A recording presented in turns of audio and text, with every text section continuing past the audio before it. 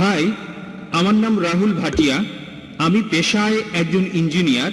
আমার প্রশ্নটা হলো, পবিত্র কোরআনে সূরা হজের ৪৭ নম্বর আয়াতে আছে, বলা হয়েছে তোমার প্রতিপালকের কাছে একদিন তোমাদের হিসাবে 1000 বছরের সমান। এছাড়াও সূরা সাজদার 5 নম্বর আয়াতে আছে তোমাদের প্রতিপালকের একদিনের পরিমাপ হবে তোমাদের হিসাবে 1000 বছরের সমান। এরপর সূরা মারিজের 4 নম্বর আয়াতে বলা হয়েছে ফেরেশতা এবং রূহ আল্লাহর দিকে ঊর্ধ্বগামী হয় এমন একদিনে যার পরিমাণ পার্থিব 50,000 বছর। তাহলে একদিন সমান কত হবে, 1000 বছর না 50,000 বছর আল্লাহ তাআলার কাছে? আপনার নাম রাহুল, তাই না? জি। আপনি তো গতকাল সৃষ্টির 6 দিন নিয়ে আমাকে প্রশ্ন করেছিলেন। মাশাআল্লাহ, আপনাকে ভালোবাসি। আমিও আপনাকে ভালোবাসি। এখন আপনাকে বলি, ইন্টারনেটে দেখবেন এগুলো খুবই কমন প্রশ্ন। আপনাকে এগুলো জানার জন্য বিশেষজ্ঞ হতে হবে না, আপনি ইন্টারনেটে চলে যান, ইসলাম বিরোধী সাইটগুলোতে এরকম অনেক কিছুই পাবেন। আমি শিওর যে ভাই রাহুল, আপনি বোধহয় পুরো কোরআন পড়েননি। না, পুরোটা পড়িনি। হ্যাঁ, আমিও জানি। এটা ছাড়াও আমার আরো প্রশ্ন আছে। Sorry? আমি আরো কিছু প্রশ্ন করতে চাই, তবে আগে এটার উত্তরটা জানতে চাই। তাহলে দেখছেন, আপনি যদি সত্যটা জানতে চান, হ্যাঁ। প্রথমে আপনাকে আসল উৎসটা পড়ে দেখতে হ্যাঁ। হবে। যদি খ্রিস্টান ধর্মকে জানতে চাই আর খ্রিস্টান বিরোধী বইগুলো পড়ি, তাহলে আমি এক পেশে হয়ে যাব। তাই আমি আপনাকে অনুরোধ করছি, প্রথমে ভালো সাইটগুলো দেখেন, পবিত্র কোরআন পড়েন, তারপর 2টো না 200টা প্রশ্ন করেন আমাকে, ইনশাআল্লাহ আমি উত্তর দেব। অবশ্যই হ্যাঁ, বুঝেছি। উত্তর দেব। ওকে। তবে আমি দাওয়ার কাজে নিয়োজিত, এটা বুঝি যে লোকে ইসলাম বিরোধী সাইটগুলো দেখে, প্রথমে সেখানে নেগেটিভ পয়েন্টগুলো দেখে মেনে নিয়ে ইসলামের বিরুদ্ধে চলে যায়। ইসলাম সম্পর্কে জানতে হলে ভালো সাইটগুলোতে যান, এমন সাইটে যাবেন না যেমন অ্যানসারিং ইসলাম। এখানে আমি একটা কথা বলি। আপনার উত্তরটা দিচ্ছি, সমস্যা আসলে নেই। না না, যেটা আমি বলছি, আমি আসলে আধা ঘন্টা ধরে ইসলাম সম্পর্কে ভালো কথা বলতে পারবো। মাশাআল্লাহ, ভালো। আমি এখানে একেবারেই নিরপেক্ষ। আমি উত্তরটা দিচ্ছি, এটা নতুন প্রশ্ন না, এটা নতুন না, এই প্রশ্নের উত্তর অনেক আগে দিয়েছি আমি সবকিছু রেফারেন্স দিতে পারি। মাশাআল্লাহ ভাই, আপনি প্রশ্ন করলেন যে কোরআনে 2টো জায়গায় আল্লাহ বলেছেন একদিনের সমান হলো 1000 বছর। আরেক জায়গায় সূরা মারিজের 4 নম্বর আয়াতে উল্লেখ করা হয়েছে আল্লাহ তাআলার একদিনের সময়কাল হলো 50,000 বছর। এটা কি পরস্পর বিরোধী নয়? এক জায়গায় বলা হচ্ছে 1000 বছর, আর এক জায়গায় বলা হচ্ছে 50,000 বছর। আরবি ভাষায় এই শব্দটা হলো ইয়ম, এই শব্দটা হলো ইয়ম। ইয়ম। এখন ইয়ম এর 2টো অর্থ আছে। একটা অর্থ হলো দিন, দিন দিন 24 ঘন্টা একদিন। অন্য অর্থটা হচ্ছে একটা সময়কাল, একটা যুগ। এটা যে কোনো একটা সময়কাল হতে পারে। তাহলে ইয়মের একটা অর্থ হলো দিন, আরেকটা অর্থ হলো একটা সময়কাল। তাহলে যদি সঠিকভাবে কোরআন পড়েন, একটা আয়াত বলছে যে একদিন সবকিছু আল্লাহ সুবহানাহু ওয়া তাআলার কাছে উপরে চলে যাবে, যেদিনের পরিমাণ হবে 1000 বছর তোমাদের হিসেবে। একটা দিন, একটা সময়কাল, যেটা সময় হবে তোমাদের হিসেবে 1000 বছর। অন্য জায়গায় সূরা মারিজের 4 নম্বর আয়াতে উল্লেখ করা হয়েছে যে ফেরেশতাগণ যখন আল্লাহ তাআলার দিকে ঊর্ধ্বগামী হয়, এ সময় যে সময়টা লাগে একটা সময়কাল, যেটা পার্থিব 50,000 বছরের সমান। উদাহরণ হিসেবে আপনাকে বলি, ধরুন যদি আমি দুবাই থেকে আবুধাবি যেতে চাই, 1 ঘন্টা সময় লাগবে। আর যদি আমি দুবাই থেকে যাই ধরুন আমেরিকাতে, খুবই স্লো একটা প্লেনে, সময় লাগবে 50 ঘন্টা। দুবাই থেকে আবুধাবি যেতে আমার মোট সময় লাগবে 1 ঘন্টা, আর দুবাই থেকে নিউ ইয়র্ক যেতে আমার সময় লাগবে মোট 50 ঘন্টা। এটা পরস্পর বিরোধী কথা নয়, কারণ এই 2টো বিষয়ই আসলে আলাদা বিষয়। তাই আল্লাহ এক জায়গায় বলছেন একদিন সবকিছু তার কাছে চলে যাবে, সেটার সময় আলাদা। অন্য জায়গায় ফেরেশতাগণ তার কাছে যাবেন, সেটার সময়ও আলাদা। এটা পরস্পর বিরোধী নয়। এখানে বিষয় দুটো আলাদা, তাই সময়ের হিসেবটাও আলাদা। যদি অনুবাদ করেন দিন, 24 ঘন্টার দিন, তাহলে পরস্পর বিরোধী হবে। যদি অনুবাদ করেন এটা একটা সময়কাল, যেমন আল্লাহ বলেছেন তিনি এই বিশ্বজগৎ সৃষ্টি করেছেন মোট 6 দিনে, 6টি আয়ামে, এটা আসলে 24 ঘন্টার দিন নয়, তাহলে পরস্পর বিরোধী হবে। এই 6টা সময়কাল, 6টা যুগ, বিজ্ঞানীদেরও এ ব্যাপারে কোনো আপত্তি নেই। তাহলে এখানেও ইয়ামের অর্থ একটা সময়কাল। এই উত্তরগুলোর জন্য আমাদের ওয়েবসাইটে যেতে পারেন, irf.net, www.irf.net। ইনশাআল্লাহ বেশিরভাগ প্রশ্নের উত্তর সেখানে পাবেন। আশা করি উত্তরটা পেয়েছেন। স্যার, এখানে তাহলে 2টা হলো আলাদা জিনিস। হ্যাঁ, ঠিক। এক্সেলেন্ট। আচ্ছা, আর আর যে শব্দটা আপনি বললেন শব্দ দুইটা আলাদা, একটা হলো দিন ইয়ম আর শব্দটার অন্যটা দুটো হলো অর্থ আছে। একটা অর্থ হচ্ছে 24 ঘন্টার দিন, অন্যটা হলো যুগ সময়কাল। আর এই দুইটা জায়গাতেই ইয়ম শব্দটা বলা হয়েছে, একই শব্দ আছে। একই শব্দ হ্যাঁ। দিয়ে বোঝানো হচ্ছে একটা দিন বা যে তিনটা আয়াত বলেছেন সবগুলোতে, সূরা হাজে আছে, সূরা মারিজে আছে, এছাড়াও যেখানে বলা আছে যে আল্লাহ পৃথিবী আর আকাশমণ্ডলী সৃষ্টি করেছেন 6 দিনে, এখানেও ইয়াম শব্দটাই। এর বহুবচন হচ্ছে আইয়াম। একই শব্দ সূরা ফুসিলাতে, আপনি হয়তো রেফারেন্সটা ভুলে গেছেন, 9 থেকে 12 নম্বর আয়াত, এখানেও আইয়াম শব্দটাই আছে। ওকে, তাহলে এই শব্দটা দিয়ে বোঝায় একদিন অথবা তবে হতে পারে এখানে একটা অর্থটা হচ্ছে সময়কাল। একটা সময়কাল, একটা যুগ। আচ্ছা, আর এই সময়কালটা হতে পারে সময়কাল হতে পারে 1 ঘন্টা, হতে পারে 10 ঘন্টা, হতে পারে 10 বছর, হতে পারে 1000 বছর, 1 কোটি বছর। আর আর এই দুইটা আয়াত আসলে আলাদা বিষয়ের কথা ঠিক। বলছে। আশা করি উত্তরটা পেয়েছেন, আশা করি convinced হয়েছেন। হ্যাঁ, হয়েছি। আমি এখন পেছনে দাঁড়াচ্ছি, আবার প্রশ্ন করব। এবার পরের প্রশ্নটা করেন। যদি এখানে কোনো অমুসলিম ভাই থাকেন যিনি প্রশ্ন করতে চান, আমি নিশ্চিত করছি আমরা আপনার প্রশ্ন গুরুত্বের সাথে শুনবো আর সেভাবেই উত্তর দেব। যে কোনো ব্যাপারে আপনারা ভিন্ন মত হতে পারেন। আপনারা প্রশ্ন করেন ডক্টর জাকিরকে, আপনাকে সেজন্য ধন্যবাদ জানাবো। যদি ডক্টর জাকিরকে কোনো সমালোচিত বিষয় নিয়ে প্রশ্ন করেন, তাহলে পর্বটা সবার জন্য আরো আকর্ষণীয় হবে, যাতে সবাই বুঝতে পারেন সমালোচিত বিষয় নিয়ে। যেগুলো কম সমালোচিত সেই বিষয়গুলো পরে আসবে। আর কোনো অমুসলিম ভাই কি আছেন? হ্যাঁ, ভাই রাহুল। আচ্ছা, আপনাকে তো আমরা সব জায়গাতেই দেখছি, আর অন্যরাও প্রশ্ন করছে না। হ্যাঁ, ভাই রাহুল। হ্যাঁ বলছি। আমি এখন যে প্রশ্নটা করব সেটা হলো, আপনি গতকাল বলেছিলেন, একটা উদ্ধৃতি দিয়েছিলেন যে এক জায়গায় সর্বশক্তিমান ঈশ্বর বলেছেন, তোমরা আমার কোনো প্রতিমা তৈরি করবে না, এমন রূপক বানাবে না যেটা আছে স্বর্গের উপরে অথবা পৃথিবীর উপরে অথবা পাতালে, কারণ আমি তোমাদের প্রভু খুবই প্রতিহিংসাপরায়ণ। এখন আপনার কি এটা মনে হয় না যে মানে এটা খুব হাস্যকর হয়ে যায় না যে ঈশ্বরের মধ্যে প্রতিহিংসা আছে অথবা এ ব্যাপারে তিনি ঈর্ষান্বিত হচ্ছেন? আমার ধারণা ছিল এই অনুভূতিগুলো শুধু মানুষেরই থাকে। ঈশ্বর হিংসা করছে, ঈর্ষা করছে। আমার মনে হয় না ঈশ্বর কখনো এভাবে ভাই, চিন্তা আপনি খুব করেন। সুন্দর প্রশ্ন করেছেন, আর আমি আপনার সঙ্গে একমত। ঈশ্বর কেন ঈর্ষা করবেন, এই কথাটা বলা হয়েছে বাইবেলে। আমি এই কথা বলছি না যে বাইবেল আসমানি কিতাব, আমি এই কথাও মানি না যে পবিত্র বাইবেল ঈশ্বরের বাণী। তারপরেও আমরা এটাও বিশ্বাস করি যে আমরা ঈশ্বরের সাথে কাউকে শরীক করব না, এটা ঠিক। এই অংশটা না আপনি হলে দেখবেন। ঈশ্বর রেগে যাবেন। ভাই, যদি প্রশ্ন করে থাকেন প্লিজ আপনি আমাকে একটু Sorry, উত্তর দেওয়ার sorry, সুযোগটা হ্যাঁ। দেন। যদি এটা বিতর্ক হতো, আমিও বিতর্ক করতে পারি, কোনো সমস্যা নেই। না, না, হ্যাঁ? ঠিক আছে। তবে এখন প্রশ্নোত্তর পর্ব চলছে। ওকে, প্লিজ। আপনি প্রশ্নটা করেন, তারপর আমার উত্তরটা শোনেন। যদি আমার কথার ভেতরে আপনি কথা বলেন, আমি হয়তো কিছু মনে করছি না, তবে এটা হবে বিতর্ক, পরে এক সময় সেটা করা যাবে। I am sorry. ঠিক, আপনি প্রশ্ন করেন, আরেকটা প্রশ্ন করেন, আমি সেটা শুনবো।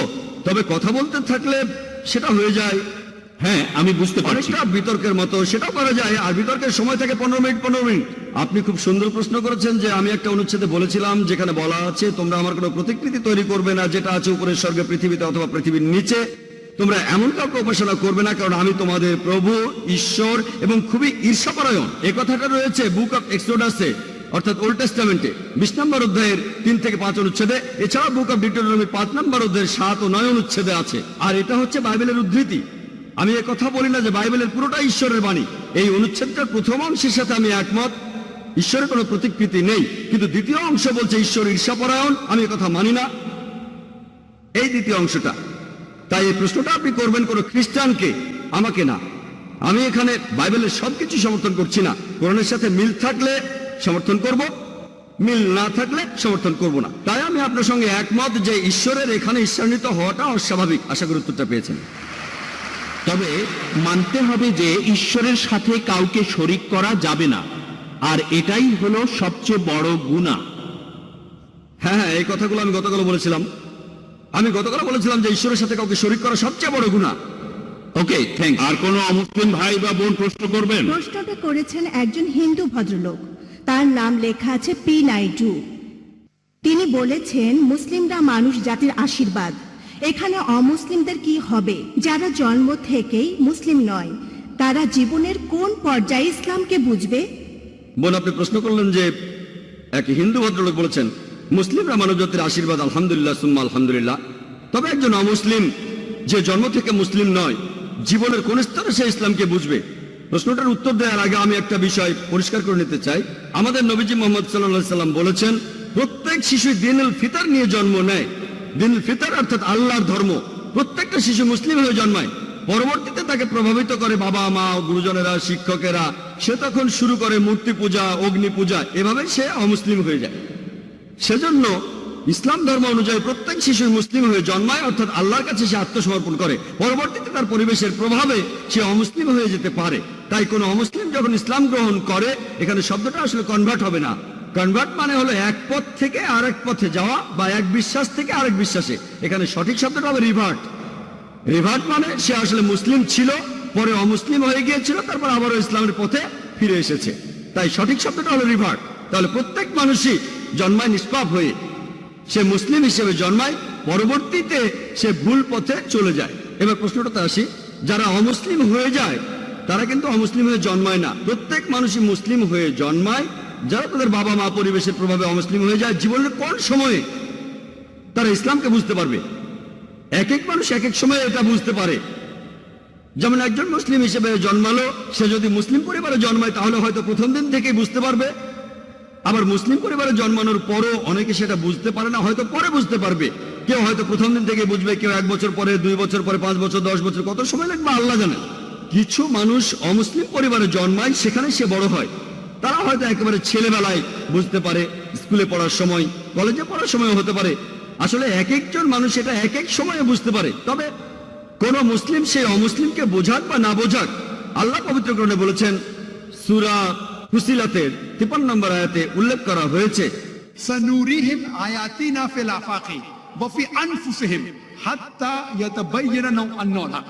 আমি তোমাদের জন্য আমার নিদর্শনগুলো প্রকাশ করব এই বিশ্বজগতে, এবং তাদের নিজেদের মধ্যে, যতক্ষণ না তাদের কাছে পরিষ্কার হবে এটাই সত্যি। তাহলে কোন মুসলিম সেই অমুসলিমকে বোঝাক বা না বোঝাক, আল্লাহ সুবহানাহু ওয়া তাআলা এই কথাটা স্পষ্ট করে বলেছেন, তিনি নিদর্শনগুলি প্রকাশ করবেন এই বিশ্বজগতে, যতক্ষণ না সেটা মানুষের কাছে পরিষ্কার হবে। আমি কোনো কথা বললে একজন অমুসলিম নাও বুঝতে পারে, আল্লাহ যখন কিছু বলেন তখন এটা নিশ্চিত করেন যে সেটা অমুসলিমরা পরিষ্কারভাবে বুঝতে পারবে, যতক্ষণ না সে বুঝতে পারে যে এটাই হলো সত্যি, এটাই হলো হক। পরবর্তীতে এই সত্যটা বোঝার পরে সে মানতেও পারে, নাও মানতে পারে। এর কারণটা ব্যক্তিগত কারণে মানতেও পারে, নাও মানতে পারে। তবে মারা যাওয়ার আগে ইনশাআল্লাহ আল্লাহ তাকে নিদর্শন দেখাবেন। এখন কবে কখন আল্লাহ ভালো জানেন, তবে মারা যাওয়ার আগে আর রোজ কিয়ামতের দিন পবিত্র কোরআন আমাদের বলছে যে যারা ইসলামকে প্রত্যাখ্যান করে তারা কখনো আল্লাহর কাছে অভিযোগ করতে পারবে না যে আমি কোনো নিদর্শন পাইনি, কেন আমাকে জাহান্নামে পাঠাচ্ছেন। তারা শুধু বলবে আমাদের ক্ষমা করে দেন, আমরা ভুল করেছি। কারণ তারা জানে যে তারা নিদর্শন দেখেছে কিন্তু তখন গ্রহণ করেনি। তারা শুধু আল্লাহকে বলবে আমাদের আরেকটা সুযোগ দেন। আল্লাহ তখন বলবেন অনেক দেরি হয়ে গেছে। তাহলে আল্লাহ অবশ্যই তাদের নিদর্শন দেখাবেন তারা মারা যাওয়ার আগে। আশা করি উত্তরটা পেয়েছেন। হ্যাঁ ভাই, আমার নাম মহেশ। আপনি আজকেও খুব সুন্দর একটা লেকচার দিলেন।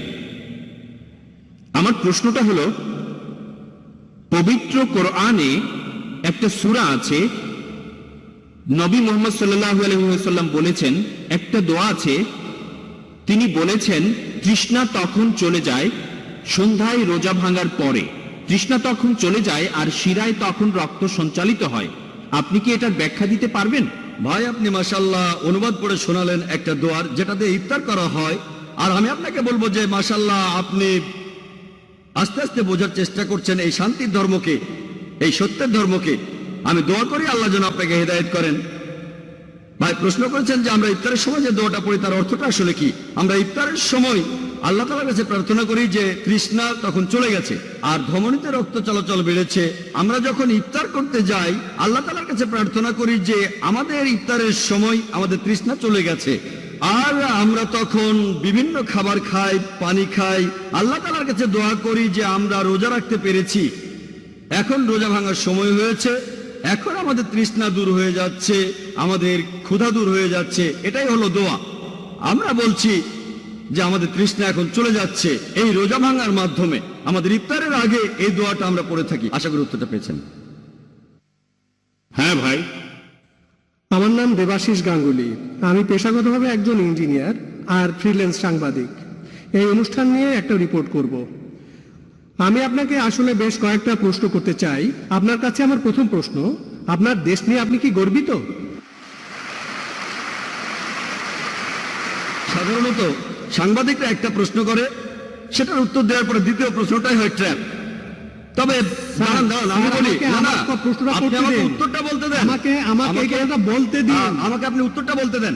আমাকে শেষ করতে দিন। আমি এই না, না, অভিযোগের বিরুদ্ধে বলি। আমি আপনার অবশ্যই, সাথে অবশ্যই। খোলা মনে কথা বলতে চাই। থ্যাংক আমি ইউ। আপনাকে দোষ দিচ্ছি না, আমি বলছি বেশিরভাগ সাংবাদিকরাই। আমি এটা বলছি না যে আপনিও এরকমই হতে পারেন, নাও হতে পারেন, সেটা। আপনি তো কথাটা বলেই ফেললেন। তবে বেশিরভাগ সাংবাদিকই, এখানে আপনারা একটা জিনিস ভালো করে দেখেন, আমি লাইনেই আছি। যদি কোনো লোক মাত্র একটা প্রশ্ন করতে চায়, সে প্রশ্ন করেই তখন চলে যায়।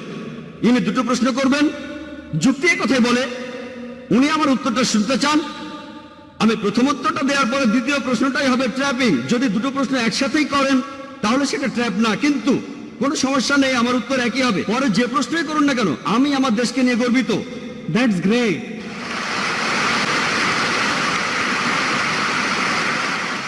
পৃথিবীর খুব কম দেশগুলোর মধ্যে ইন্ডিয়া একটা, যে দেশ অধিকার দেয় তার দেশের নাগরিকদের যে তারা তাদের ধর্মকে প্রচার করতে পারবে, পালনও করতে পারবে। আমি আমার দেশ নিয়ে গর্বিত। আমি আমার দ্বিতীয় প্রশ্নের উত্তর পেয়ে গেছি। আমি আমার দেশ নিয়ে অনেক ব্যাপারে গর্বিত। আপনি আমার দ্বিতীয় প্রশ্নের উত্তর দিয়ে দিয়েছেন। ধন্যবাদ।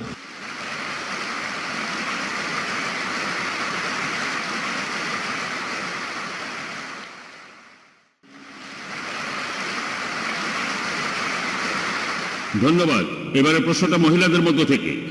এই প্রশ্নটাও করেছেন একজন অমুসলিম। হেনা খাতার উসমান প্রশ্ন করেছেন, আপনি বললেন মুসলমানদের মাঝে কিছু কুলাঙ্গার আছে যারা খারাপ কাজ করে, মিডিয়াও তাদের তুলে ধরে। এই মুসলিমরা কি ধর্মের নামে এসব কাজ করে মিডিয়াকে সুযোগ দিচ্ছে না? এতে অমুসলিমরাও ভুল বুঝছে। প্রশ্নটা করেছেন একজন অমুসলিম, আর খুবই সুন্দর প্রশ্ন, যে মুসলিমদের মধ্যে বেশ কিছু কুলাঙ্গার আছে, এই কুলাঙ্গাররাই কি মিডিয়াকে ইসলামের নামে মিথ্যে কথা ছড়ানোর সুযোগ করে দিচ্ছে না? এই কুলাঙ্গাররা তো আসলে কোনো মুসলিমই নয়। একজন মুসলিম কখনো এমন ভুল কাজ করবে না। মুসলিম শব্দটার অর্থ হলো যে ব্যক্তি তার নিজের ইচ্ছাকে আল্লাহ তাআলার কাছে সমর্পণ করে। মুসলিমদের মধ্যে এই কুলাঙ্গাররা হচ্ছে আসলে নকল মুসলিম। নাম হতে পারে মোহাম্মদ, জাকির, আব্দুল্লাহ, সুলতান ইত্যাদি ইত্যাদি। নাম দিয়ে আপনি মুসলিম হবেন না, আপনি মুসলিম হবেন কাজ দিয়ে। আল্লাহর কাছে নিজের ইচ্ছাকে সমর্পণ করলেই আপনি মুসলিম হবেন। তাহলে এই লোকগুলো সত্যিকারের মুসলিম নয়, তবে তাদের নামগুলো মুসলিম।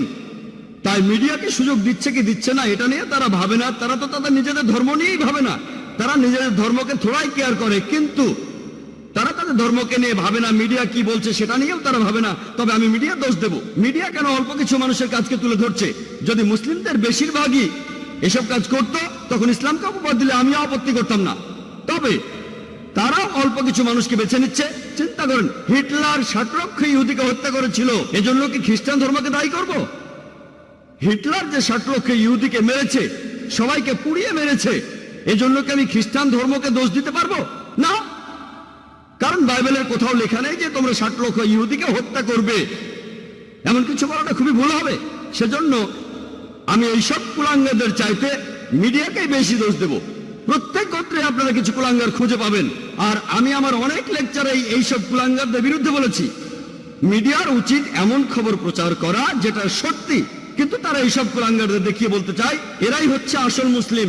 তারা এভাবে বলতে পারে যে এই মুসলিম চুরি করেছে তারা মাত্র 1 জন, 5 জন, 10 জন, আর মুসলিমদের সংখ্যা 100 কোটিরও বেশি। এভাবে বললে কোনো সমস্যা নেই। তবে তারা বলতে চায় যে সব মুসলিমই ভুল কাজ করছে। যদি একজন মুসলিম ড্রাগস নিয়ে ধরা পড়ে, মিডিয়া এমন ভাব করবে যেন সব মুসলিমই ড্রাগস নিয়ে ব্যবসা করে যাচ্ছে। মিডিয়ার উচিত হবে সত্য কথা প্রচার করা। আমিও সেটাই চাই। আশা করি উত্তরটা পেয়েছেন। হ্যাঁ ভাই। ডক্টর জাকির নায়েক, পিস টিভির কার্যক্রম শুরু করার জন্য আপনাকে আগাম অভিনন্দন। আমি দর্শকদের হাততালি দিয়ে অভিনন্দন জানাতে অনুরোধ করছি।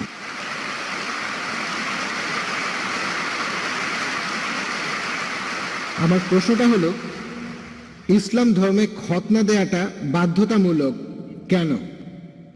ভাই, আপনি প্রশ্ন করলেন এটা কি আবশ্যিক, এটা কি বাধ্যতামূলক যে মুসলিম পুরুষরা খতনা করবে, এটা কি ফরজ? ভাই, এটা ইসলামে আবশ্যিক না, এটা হলো সুন্নাত, এটা সুন্নাতে মুআক্কাদা, এটা করলে খুবই ভালো, এটা হলো মুস্তাহাব। আর ইসলামে খতনা দেওয়াটা হলো সুন্নাত, এটা ফরজ না। তবে খতনা দেওয়ার অনেকগুলো কারণ আছে। আমি একজন ডাক্তার হিসেবে এই সুন্নতে খতনার উপরেই পুরো একটা লেকচার দিতে পারি, তবে এটা প্রশ্নোত্তর পর্ব, আমি তাই সংক্ষেপে বলছি। আজকে বিজ্ঞান আমাদের বলে যদি একজন লোক খতনা করে তাহলে তার কার্সিনোমা অব পিনাস হওয়ার সম্ভাবনা কম, লিঙ্গে ক্যান্সার হওয়ার সম্ভাবনা কম। খতনা দেওয়া থাকলে সম্ভাবনা কম, যদি খতনা দেওয়া না থাকে তাহলে সম্ভাবনা বেশি। বেশ কিছু রোগ আছে যেগুলো প্রতিরোধ করা যায় যদি খতনা দেওয়া থাকে। খতনা দেওয়ার সময় প্রেপিউসটা কেটে ফেলা হয়, অর্থাৎ লিঙ্গের ফোরস্কিন কেটে ফেলা হয়। এখানে আপনারা দেখবেন যে খতনা না দেয়া কেউ যদি প্রকৃতির ডাকে সাড়া দেয়, তারপর প্রসাব করার পরে তার প্রেপিউসের ভেতরে প্রসাবের কয়েকটা ফোঁটা থেকে যায় ফোরস্কিনের ভেতরে, এ থেকে অনেক রোগ হতে পারে। চুলকানি হতে পারে, শরীরের ত্বকে প্রদাহ হতে পারে, হতে পারে পেপলোসাইটিস। খতনা করলে এইসব রোগকে প্রতিরোধ করা যায়। আর এছাড়াও আমরা প্রসাব করার পরে পানি দিয়ে ধুয়ে নিই, এভাবে রোগকে প্রতিরোধ করি। আজকে বিজ্ঞান আমাদের বলে একজন লোক বেশি যৌন তৃপ্তি পাবে যদি তার খতনা দেয়া থাকে, বেশি যৌন তৃপ্তি পাবে। এছাড়াও খতনা দেয়া থাকলে আপনার ত্বকে বিভিন্ন রকম ইনফেকশন হওয়ার সম্ভাবনাও কম। এখনকার বিজ্ঞান আমাদের বলে যার খতনা দেয়া থাকে তার এইডস রোগ হওয়ার সম্ভাবনাও অনেক কম। এইডস এর ভাইরাস খুবই তাড়াতাড়ি ছড়াবে যদি খতনা করা না থাকে। এরকম আরো অনেক রোগকে প্রতিরোধ করা যায়। এই জন্য আপনারা দেখবেন যে আজকের আমেরিকাতেই 50%-এর বেশি ছেলেকে তাদের জন্মের পরেই খতনা দেওয়া হয়, তারা কিন্তু মুসলিম না। এমনকি আমেরিকার খ্রিস্টানরাও ডাক্তার বাবা মাকে জিজ্ঞেস করেন আপনারা কি আপনাদের ছেলেদের খতনা দিতে চান, আর তাদের 50%-এরও বেশি ছেলেকে খতনা দেওয়া হয়। ইসলামে আছে সেজন্য করে না, কারণ তারা জানে এতে করে তাদের ছেলেদের উপকার হবে। আশা করি উত্তরটা পেয়েছেন। হ্যাঁ ভাই। আসসালামু আলাইকুম, আমার নাম ইমরান মোহাম্মদ, একজন আইটি ম্যানেজার। আমার প্রশ্নটা ইসলামের বিরুদ্ধে মিডিয়ার ষড়যন্ত্রগুলো নিয়ে। মুসলিমরা কিভাবে এসব ষড়যন্ত্রের প্রতিবাদ করবে? যেভাবে আমেরিকা পুরো পৃথিবীকে শাসন করতে চাচ্ছে, ইসলামকে দাবিয়ে রাখতে চাচ্ছে, ইত্যাদি ইত্যাদি। এসব ক্ষেত্রে প্রায় দেখা যায় যেসব মুসলিম তাদের ধর্ম সম্পর্কে খুব একটা জানে না, তারা মিডিয়ার এইসব মিথ্যা রটনা শুনে সেগুলোই বেশি করে বিশ্বাস করে। মুসলিমদের কিভাবে এসব ষড়যন্ত্রের মোকাবেলা করা উচিত? ভাই, আপনি একটা প্রশ্ন করলেন যে কিভাবে একজন মুসলিম প্রতিবাদ করবে বিভিন্ন ষড়যন্ত্রের বিরুদ্ধে যেগুলো আমেরিকানরা ইসলামের বিরুদ্ধে প্রচার করে থাকে। আর আমরাও বুঝতে পারি না যে কি করতে হবে। প্রথমে যেটা করতে হবে, আগে জানতে হবে আমাদের দিনকে। দুর্ভাগ্যজনকভাবে বেশিরভাগ মুসলিমই নিজের ধর্ম সম্পর্কেই জানে না। এই জন্যই আমরা এই সমস্যায় পড়ি। যদি নিজের ধর্মটা ভালোভাবে জানি তাহলে মিডিয়া এই মিথ্যা কথাগুলো প্রচার করার সুযোগ পাবে না। দুর্ভাগ্যজনকভাবে আমরা আমাদের ধর্মকে জানি না, আর এ কারণে মিডিয়া যখন বিভিন্ন খবর প্রচার করে আমরা মুসলিমরা লজ্জিত হই, তাদের সে কথাগুলো মেনে নেই। আমি একটা উদাহরণ দেই। একবার এক ধার্মিক মুসলিম, মাশাআল্লাহ, তিনি একদিন আমাকে বললেন, ভাই জাকির, আপনি কি জানেন এই তালেবানরা তারা খুবই নিষ্ঠুর, খারাপ মানুষ। আমি বললাম কেন? কারণ কি? কারণ তারা মহিলাদের মারে। আপনাকে কে বলেছে? আমি নিজের চোখেই দেখেছি। কোথায় দেখেছেন? আমি বিবিসিতে দেখেছি। আমি এখানে তালেবানদের পক্ষে কথা বলছি না, তারা আমার বন্ধু না, আবার শত্রুও না, তাদের পক্ষে বলছি না। তারা আমার বন্ধু না। আমি পৃথিবীর বিভিন্ন দেশে ঘুরে বেড়াই। একবার মালয়েশিয়াতে লেকচার দিচ্ছিলাম, সেখানে এক দম্পতি, তারা দুজনেই ডাক্তার। একজন স্ত্রী রোগ বিশেষজ্ঞ, অন্যজন শিশু রোগ বিশেষজ্ঞ। তারা 1 মাসেরও বেশি সময় আফগানিস্তানে ছিলেন। সেখানে তারা আহত লোকদের চিকিৎসা করছিলেন। আর সেই মহিলা ডাক্তার তিনি আমাকে বললেন, টেলিভিশনে যে ভিডিওটা দেখানো হয়েছে তালেবানরা এক মহিলাকে মারছে, তারা তালেবান না। আপনি কিভাবে জানলেন? কারণ আমি তালেবানদের সাথে ছিলাম, আমি জানি তারা কিভাবে পাগড়ি বাঁধে। যেমন ধরুন আমরা আরব নই, তাই আমরা বুঝতে পারবো না পাগড়ি বাঁধার কতগুলো নিয়ম আছে আরবদের মধ্যে। তবে আরবরা জানে যে আরব আমিরাতে পাগড়ি পরার নিয়ম একরকম, সৌদি আরবে পাগড়ি পরার নিয়ম আরেক রকম, কুয়েতে পাগড়ি পরার নিয়ম আলাদা। তারা জানে, কিন্তু আমরা জানি না। মহিলা তালেবানদের সাথে ছিলেন, তাই জানেন যে লোকগুলো পাগড়ি পরেছে সেই ভিডিওতে, তালেবানরা সেভাবে পরে না। তাই এই শুটিংটা হলিউডে বা অন্য যেখানে হোক, তারা ভালোভাবে সেই শুটিংটা করতে পারেনি।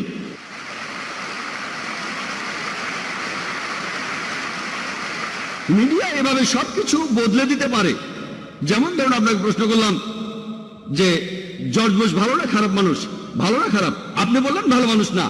আমি এখানে না শব্দটা এডিট করে দেব, আর আপনারা শুনবেন সে ভালো মানুষ, তারপর আপনাকে যখন সে ভিডিওটা দেখাবো তখন বলবেন ও মুখ ফসকে ভালো মানুষ বলেছি। আপনি ভালো মানুষ বলেননি, আপনি বলেছেন সে ভালো না, আমি না শব্দটা এডিট করে দিলাম, তারপর আপনাকে দেখালাম দেখুন ভাই আপনি ভালো বলেছেন। তখন বলবেন ভুল করে বলেছি, আমি মুখ ফসকে বলেছি। মুখ ফসকে বলেননি, আপনি বলেছিলেন সে ভালো মানুষ না, আমি না শব্দটা বাদ দিলাম, আর শুনে মনে হবে সে ভালো।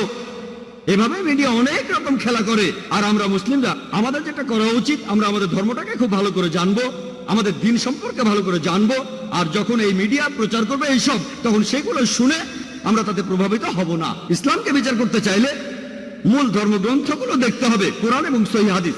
একজন মুসলিম বা মুসলিম সমাজ কি করে সেটা দিয়ে বিচার করলে হবে না। ইসলাম ধর্মকে বিচার করতে চাইলে এটা দিয়ে করব না যে ইন্ডিয়া, পাকিস্তান, আফগানিস্তান বা সৌদি আরবের মুসলিমরা কি করে। আমি ইসলামকে বিচার করব মূল ধর্মগ্রন্থগুলো দিয়ে, কোরআন এবং সহিহ হাদিস। আমরা এগুলো মেনে চলবো। আর মিডিয়ার এসব প্রচারের উত্তর আমাদের জানতে হবে কিভাবে টেবিলটা উল্টে দেওয়া যায়। যেমন সেই সাংবাদিক দুটো প্রশ্ন করবেন, কিন্তু প্রশ্ন করেছেন মাত্র একটা, কারণ প্রথম প্রশ্নের উত্তরে যা বলেছি তিনি সেটা আশা করেননি। তিনি আশা করেননি যে আমি বলবো আমি আমার দেশ নিয়ে গর্বিত। ভেবেছিলেন আমি বলবো দেশ নিয়ে আমি গর্বিত না। আমি অবশ্যই আমার দেশ নিয়ে গর্বিত, আমি কোনো মিথ্যে কথা বলছি না। আমি ইন্ডিয়াকে নিয়ে গর্বিত। আর ইন্ডিয়া হচ্ছে একটা যুদ্ধক্ষেত্র, আমরা হলাম মুজাহিদ, জিহাদ, আমরা সবাই চেষ্টা করছি। আর আমার নামটা নায়েক, সংস্কৃতিতে নায়েক মানে যোদ্ধা, একজন বীর, তাহলে নামেও তো আমি একজন মুজাহিদ। আমাকে এই যুদ্ধের ময়দানে থাকতে হবে, আমাকে আমার কাজ করতে হবে। আর সেজন্য আমি বোম্বেতে থাকতে চাই, কিন্তু লোকজন আমাকে অন্য জায়গায় থাকতে বলে। অনেক লোক আবার আমাকে অন্য কোনো দেশে থাকার পরামর্শ দেয়। আপনার জীবন তো হুমকির মুখে, কেন এই যুদ্ধের ময়দানে থাকবেন?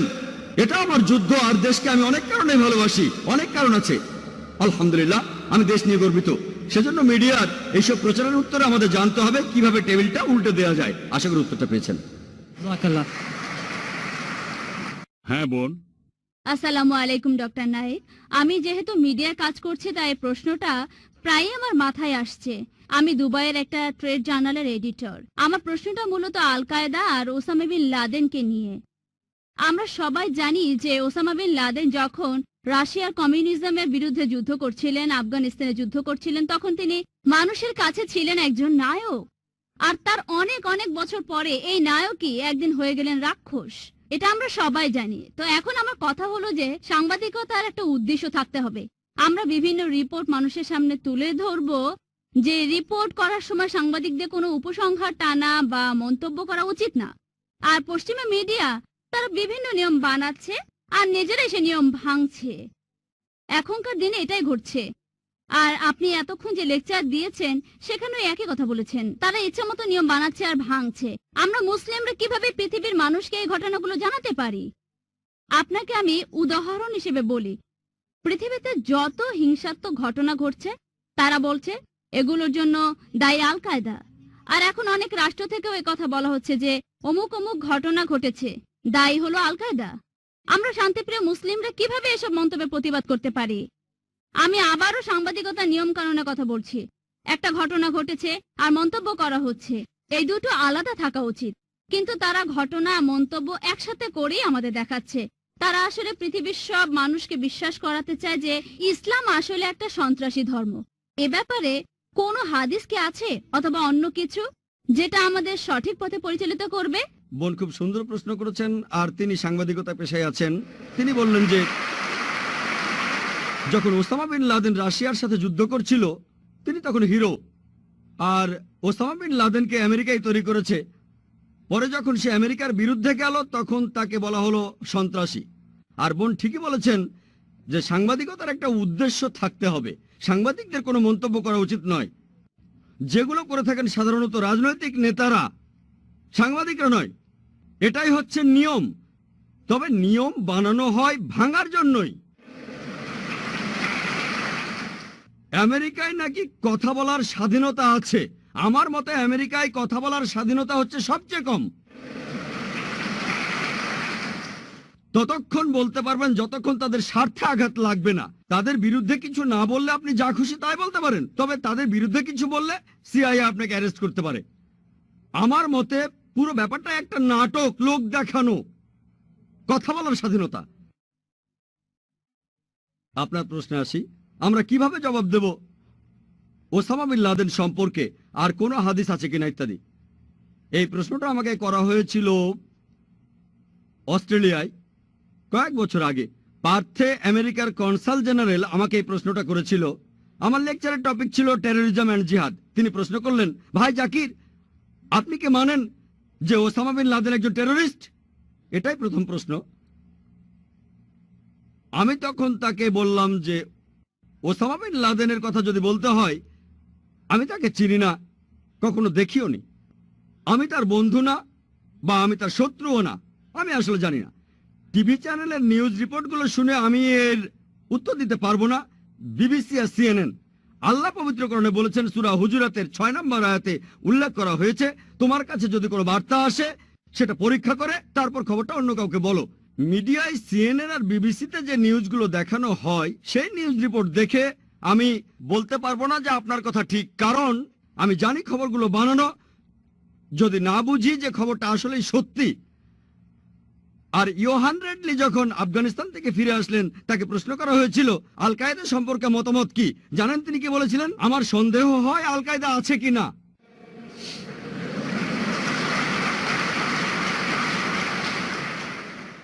তাহলে সিএনএন আর বিবিসিতে প্রচারিত নিউজ রিপোর্টগুলোর উপর নির্ভর করে আমি এর উত্তর দিতে পারবো না। আল্লাহ জানে আসল ঘটনা কি। তবে সিএনএন কে কন্ট্রোল করে আমেরিকা। সেখানে জানতে পারি যে তারা হাজার হাজার আফগানিকে হত্যা করেছে, ইরাকে আক্রমণ করেছে। এই চ্যানেলগুলোই বলে। এই চ্যানেলের মালিক যারা, তারাই যখন এগুলো বলছে আর গর্ব করছে, তাহলে এই খবরটা নিশ্চিত। তাহলে যদি বলেন কে 1 নম্বর টেরোরিস্ট, আমার মতে জর্জ বুশ।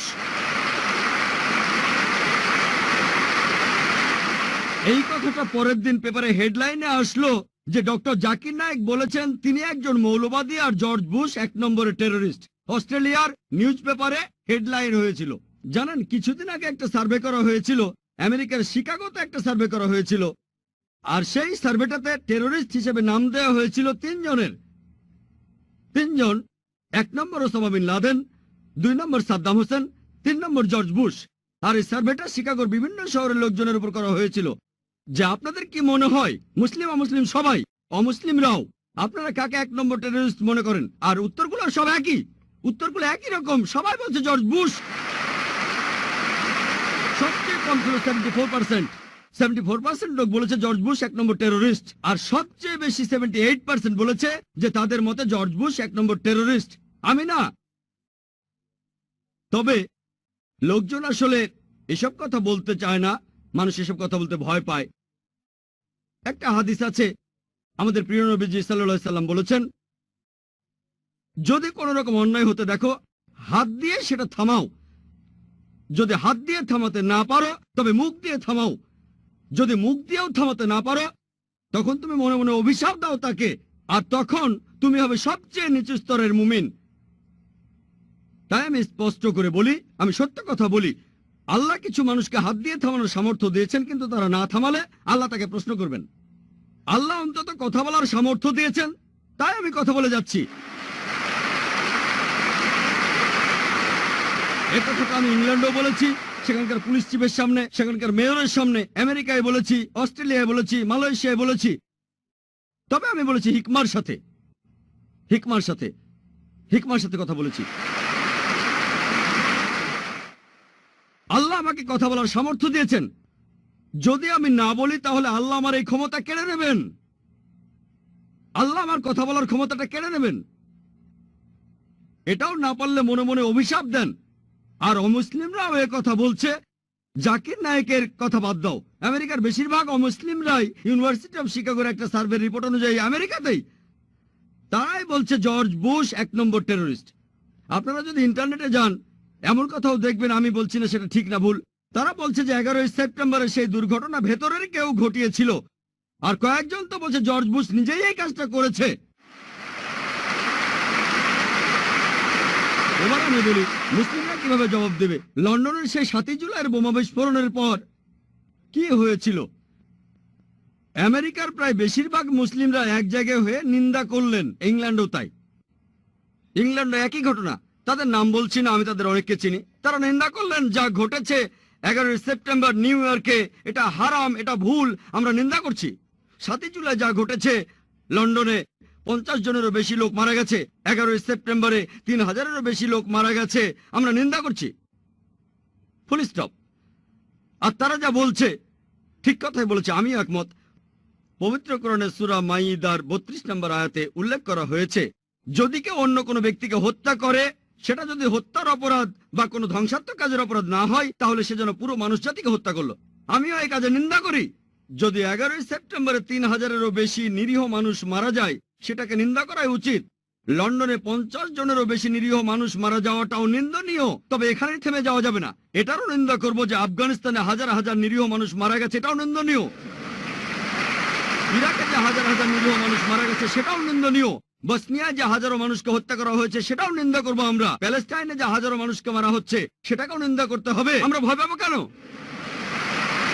তবে আমেরিকানকে প্রশ্ন করলে তারা বলে, না আসলে আমেরিকা দেশটা একটু আলাদা, যদি বেশি কথা বলি তাহলে সমস্যায় পড়ে যাব। আমি বললাম, কেন? আমেরিকা তো সেই দেশ যেখানে কথা বলার স্বাধীনতা আছে। তাহলে ভয় পাচ্ছেন কেন? আমি ইন্ডিয়ায় লেকচার দিয়েছি। যারা বোম্বে সম্পর্কে জানেন, বোম্বের পরিবেশ পরিস্থিতি ভালো না। আমেরিকা আর ইংল্যান্ডে তাও কিছু কথা বলার স্বাধীনতা আছে। লোকজন আমাকে বলে, ভাই জাকির, কেউ আপনাকে হুমকি দেয় না? এটা আমার পেশার নিত্য সঙ্গী। এগুলো আমার পেশার নিত্য সঙ্গী। আমাদের নবীজিকেও কি হুমকি দেওয়া হতো না? আমরা তো নবীজির পথ অনুসরণ করছি। আল্লাহ তাআলা আমাদের রক্ষা করবেন। তবে যখন কথা বলবো তখন হিকমার সাথে বলবো। তাহলে যখন কথা বলবো তখন বলবো যে নিরীহ মানুষকে হত্যা করা নিন্দনীয়। আমরা মানি যে 11 সেপ্টেম্বর যে 3000-এর বেশি মানুষ মারা গেল, সেটা অন্যায়। আমরা মানি যে লন্ডনে যা ঘটেছে সেটা অন্যায়। তবে অন্য সব অন্যায়গুলোরও প্রতিবাদ করতে হবে।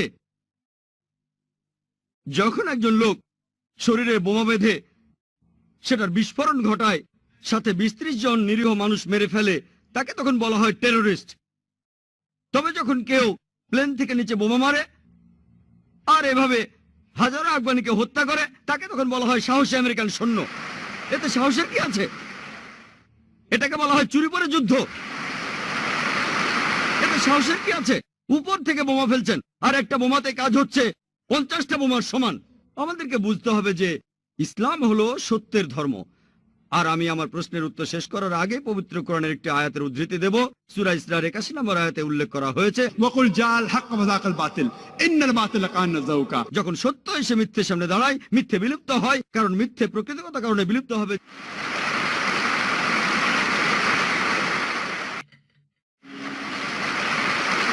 প্রশ্নোত্তর পর্ব এগিয়ে চলেছে। বিশ্বাসের স্ফুলিঙ্গ আপনাদের মধ্যে ছড়িয়ে পড়ুক। এবারে প্রশ্নটা পুরুষদের মধ্য থেকে। আমার নাম নোমান। আমি ইন্টারনেট ট্রাভেল আর মার্কেটিং এর উপরে কাজ করি। আমার প্রশ্নটা এখনকার সময়ের সবচেয়ে শক্তিশালী মিডিয়া নিয়ে, অর্থাৎ বিভিন্ন সিনেমা। এই সিনেমাগুলো বানাচ্ছে হলিউড, বলিউড, ললিউড আর এখন সম্ভবত ডলিউড, এই দুবাইতে। আর এই সিনেমার মাধ্যমে তাদের কথাগুলো পুরো পৃথিবীতে ছড়িয়ে পড়ছে। প্যাশন অব দ্য ক্রাইস্ট এরকম একটা সিনেমা, যেখানে যীশু খ্রিস্টের কথা বলা হয়েছে। সিনেমার ডায়লগগুলো তো হিব্রুতে। এখন আমার প্রশ্নটা হলো, খ্রিস্টান ধর্ম যা প্রচার করে আর তার সাথে এর কতখানি মিল আছে, আর কোরআনের সাথে এর কতখানি মিল আছে? অবশ্য কখনোই পুরোপুরি মিলবে না, তবে লোকজন পৃথিবী জুড়ে এই সিনেমাটা দেখছে আর এটা তাদের মনে গেঁথে গেছে। এবার আমার দ্বিতীয় প্রশ্নটা হলো, আমরা মুসলমানরা কিভাবে এই সিনেমা মিডিয়াকে কাজে লাগাতে পারি, যাতে করে মানুষের মাঝে ইসলামের বাণী ছড়িয়ে দিতে পারি? যেমন ধরেন, একটা সিনেমা বানানো হয়েছিল দ্য মেসেজ। এই সিনেমা দেখে অনেক অমুসলিম ইসলাম গ্রহণ করেছিল, মুসলিম হয়ে গিয়েছিল। জাজাকাল্লাহ। ভাই, আপনি প্রশ্ন করলেন যে সিনেমার মাধ্যমে আমরা নিজেদের মতামত প্রকাশ করতে পারি, ধর্ম প্রচার করতে পারি। হলিউড, বলিউড আর এখন আছে ডলিউড, এটা নতুন শব্দ, এর মানে দুবাই মিডিয়া সিটি। আর আপনি প্যাশন অফ ক্রাইস্টের কথা বললেন, এইসব সিনেমা সম্পর্কে আমার মতামত কি? ভাই, আমি প্যাশন অফ ক্রাইস্টটা দেখিনি, যদিও আমার দেখার ইচ্ছা আছে। আমি এই সিনেমাটা দেখিনি। সাধারণত আমি সিনেমা দেখি না, তবে এই সিনেমাটা দেখার ইচ্ছা আমার আছে। তবে এর উপরে রিপোর্ট পড়েছি এই সিনেমাটা বানিয়েছিল মেল গিবসন। সেই সিনেমাটা অরিজিনাল ল্যাঙ্গুয়েজে বানিয়েছে, এটা নিয়ে অনেক সমালোচনাও হয়েছে এটা যেভাবে বানিয়েছে। আর সিনেমাটা কিছুটা ইহুদিদের বিরুদ্ধে ছিল, এসব ব্যাপার নিয়ে অনেক হইচই হয়েছে। তবে এই সিনেমাটা নেগেটিভ সেন্সে জনপ্রিয়ও হয়েছে, যেহেতু এখানে নেগেটিভ কথা বলা হচ্ছে। এটা বক্স অফিস হিট করেছিল, সিনেমাটা অনেক রেকর্ড ভেঙেছিল। মেল গিবসন অনেক টাকা ঝুঁকি নিয়েছিল, সিনেমা অনেক টাকা ইনভেস্ট করেছিল। সেটা ফ্লপ হলে তখন তার অনেক টাকা লোকসান হতো। সিনেমাটা হিট করেছিল, আর সিনেমাতে অনেক সঠিক জিনিস ছিল, অনেক কিছু ভালো ইসলামিক দৃষ্টিভঙ্গির সাথে মেলে, আবার অনেক কিছু মেলেও না। আপনার দ্বিতীয় প্রশ্নটা ছিল মেসেজ সিনেমাটা নিয়ে। আমি এই সিনেমাটা দেখেছি, এটা বানিয়েছিল মোস্তফা আক্কাদ। অ্যান্থনি কুইন অভিনয় করেছিলেন হামজা হিসেবে, আল্লাহ তাকে শান্তিতে রাখুন। সিনেমাটা তখন বানানো হয়েছিল খুবই সুন্দরভাবে। আর আমি বলবো যে ইসলামিক লাইনের সিনেমার মধ্যে এটা একটা শ্রেষ্ঠ সিনেমা। আলহামদুলিল্লাহ, সিনেমার হিরোকে না দেখিয়ে, নবীজি মোহাম্মদ সাল্লাল্লাহু আলাইহি সাল্লামকে না দেখিয়ে, তার কোনো ছবি না দেখিয়ে, তার কণ্ঠস্বর না শুনিয়ে, আলহামদুলিল্লাহ সিনেমার সব ঘটনা মোহাম্মদ সাল্লাল্লাহু আলাইহি সাল্লামকে ঘিরেই হচ্ছে, কিন্তু তাকে দেখানো হচ্ছে না, কণ্ঠ শোনানো হচ্ছে না। একবার শুধু তার উঁটা লাঠিয়ে দেখানো হয়েছে এই। কিন্তু সেখানে ক্যামেরা যে অ্যাঙ্গেলে ধরা হয়েছে, যে যখন নবীজি ঘুরে অন্য কোনো দিকে তাকাচ্ছেন তখন ক্যামেরার অ্যাঙ্গেলটাও সেদিকে যাচ্ছে। ডিরেকশন অসাধারণ, এটা একটা মাস্টারপিস। আর এরকম ভালো সিনেমা আমাদের আরো প্রয়োজন। তবে এই সব সিনেমার বাজেট অনেক, কয়েক মিলিয়ন ডলার লাগে, লক্ষ লক্ষ ডলার এই বাজেটের ব্যাপারটা আছে। কিন্তু সিনেমাটা ব্যবসা সফল ছিল। মোস্তফা আক্কাদ তারপর আরেকটা ফিল্ম বানিয়েছিলেন, নাম ছিল ওমর মুক্তার। এটা ঠিক পুরোপুরি ইসলামের কথা বলছে না, একজন মুসলিমের কথা বলছে। আর এই সিনেমাটাও বক্স অফিসে হিট করেছিল। এরকম সিনেমা আরো দরকার, তবে খেয়াল রাখতে হবে সেটা যেন শরিয়া মেনে হয়, কোরআন আর সুন্নাহ মেনে। যেমন আমি মনে করি না যে মেসেজ সিনেমাটার সবকিছুই ঠিক। সব মিলিয়ে সিনেমাটা ভালো, কিছু ভুল জিনিসও দেখানো হয়েছে, তবে সব মিলিয়ে সিনেমাটা ভালো, সামগ্রিকভাবে এটা ভালো। আমাদেরকে ইসলামিক শরিয়া মেনে এরকম সিনেমা বানাতে হবে, কোরআন আর হাদিসের বিরুদ্ধে যাব না, শরিয়া মেনেই বানাবো।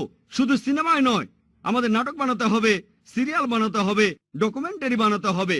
আর মিডিয়া জিনিসটা আসলে একটা সাদা হাতি। সাদা হাতি, সাদা হাতি। আপনারা হয়তো কোন বানেগা ক্রোড়পতির নাম শুনেছেন। আসল অনুষ্ঠানটা who wants to be a millionaire, প্রতি অনুষ্ঠানে $1 মিলিয়ন খরচ করে। মাত্র একটা এপিসোডে 4 কোটিরও বেশি রুপি খরচ করে, মাত্র একটা এপিসোডে। 45 থেকে 50 মিনিট। বোম্বেতে লেবার কস্ট অনেক কম, তবে অমিতাভ বচ্চন এক্সপেন্সিভ। তাহলে এইসব ক্ষেত্রে বাজেটে বাধা আছে। যাদের এইসব খরচ বহনের সামর্থ্য আছে তারা যদি স্পন্সর করেন, তাহলে এমন ফিল্ম বানিয়ে আমরা ইসলামকে প্রচার করতে পারি। তবে আমি বিশ্বাস করি মাকরুম মাকারাল্লাহ ওয়াল্লাহু খায়রুল মাকারিন। হলিউডে একটা সিনেমা বানানো হয়েছে, দ্য কিংডম অব হেভেন। সিনেমাটা বানিয়েছেন খুবই বিখ্যাত একজন ডিরেক্টর, আর তিনি এখানে দেখিয়েছেন কিভাবে ক্রুসেডাররা আক্রমণ করে হাজারো মানুষকে হত্যা করলো। আর তারপর সালাউদ্দিন হিরো, তিনি আসলেন, তাকে এখানে হিরো দেখানো হয়েছে। এই ব্যাপারটা নিয়ে পশ্চিমা মিডিয়ায় খুবই হইচই হয়েছিল যে এমন সিনেমা কিভাবে বানালো। সে একজন খ্রিস্টান, সে তার সিনেমায় আসল সত্যি কথাটা তুলে ধরেছে। তবে এই ব্যাপারটা পশ্চিমারা হজম করতে পারেনি, খুবই হইচই হয়েছিল। তবে যেহেতু সিনেমা ডিরেক্টর ছিলেন খুবই বিখ্যাত, আলহামদুলিল্লাহ এতে করে খুব বেশি একটা ক্ষতি হয়নি। তাহলে একজন অমুসলিম এমন সিনেমা বানিয়েছে। আমি যদিও সিনেমাটা দেখিনি, তবে নিউজ রিপোর্ট পড়েছি যে সিনেমাটা খুবই সুন্দর। এখানে তুলনামূলকভাবে অনেক সত্যিই বলা হয়েছে। এমন সিনেমাকে উৎসাহিত করতে হবে। আশা করি উত্তরটা পেয়েছেন। ওয়ালাইকুম আসসালাম। এই প্রশ্নটা আমার বাবা মায়ের পক্ষ থেকে করছি।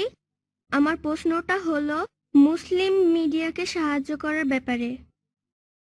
আরব বিশ্বের ব্যাপারে কি বলবেন, বিশেষ করে ইন্ডিয়ার ব্যাপারে? প্রশ্ন করলেন আমার ছোট্ট এক ভাই তার বাবা মায়ের পক্ষ থেকে, যে মুসলিম মিডিয়াকে সাহায্য করার ব্যাপারে আরব বিশ্বের উদ্দেশ্যে আমি কি বলবো, বিশেষ করে ইন্ডিয়ার ব্যাপারে। দেখবেন সময়ের সাথে সাথে আমাদের পরিস্থিতিও বদলে যায়। মাত্র কয়েক দশক আগেও আরবরা ইন্ডিয়ায় আসতো ব্যবসার জন্য। ইন্ডিয়া তখন ছিল সবার উপরে, আর মাশাআল্লাহ ইন্ডিয়ানদের অনেকেই তখন যাকাত দিত, তাতে আরবদেরও অনেক উপকার হয়েছে। এখন অনেক দামি সম্পদ, কালো স্বর্ণ আল্লাহ তাদের দিয়েছেন, মাশাআল্লাহ। এখন তারা অনেক ধনী। এখন দেখা যায় যে ইন্ডিয়ানরাই আরব বিশ্বে চাকরি করতে আসে। ব্যবসা করতে আসে, দুবাইয়ে, সৌদি আরবে আসে, আলহামদুলিল্লাহ। আমি তাদের উদ্দেশ্যে যেটা বলতে পারি যে মুসলিমদের কথা যদি বলতেই হয়, সে কথাটা আমি আগেও বলেছি যে সব মুসলিমেরই দায়িত্ব ইসলামকে প্রচার করা। আল্লাহ তাআলা আপনাদের বেশি সম্পদ দিয়েছেন, তাই আপনাদেরকে বেশি প্রশ্ন করবেন। কিয়ামতের দিন আল্লাহ প্রশ্ন করবেন, তোমাদের সম্পদ দিয়েছিলাম, তা দিয়ে কি করেছো? তাই আমি বলবো, আল্লাহ আপনাদের বেশি সম্পদ দিয়েছেন, আল্লাহর রহমতে আপনারা এখন কালো স্বর্ণের মালিক। তাই ইসলাম ধর্মের প্রচারে এই সম্পদকে ব্যবহার করুন। শুধুমাত্র ইন্ডিয়ায় না, আলহামদুলিল্লাহ ইন্ডিয়ার তেমন কোনো সমস্যা নেই, মাশাআল্লাহ। সেখানে এমন অনেকেই আছেন, মাশাআল্লাহ। ইন্ডিয়ায় অনেক সমস্যা আছে, সমস্যা নেই বলবো না, তবে আলহামদুলিল্লাহ আমরা নিজেদের ব্যাপারগুলো দেখব। কিন্তু অন্যান্যদের প্রয়োজন আছে। ইন্ডিয়ায় অনেক এতিম শিশু আছে, পৃথিবীর বিভিন্ন জায়গায় এতিম শিশু আছে, আর মানুষ তাদের সাহায্য করছে, আলহামদুলিল্লাহ কোনো সমস্যা নেই।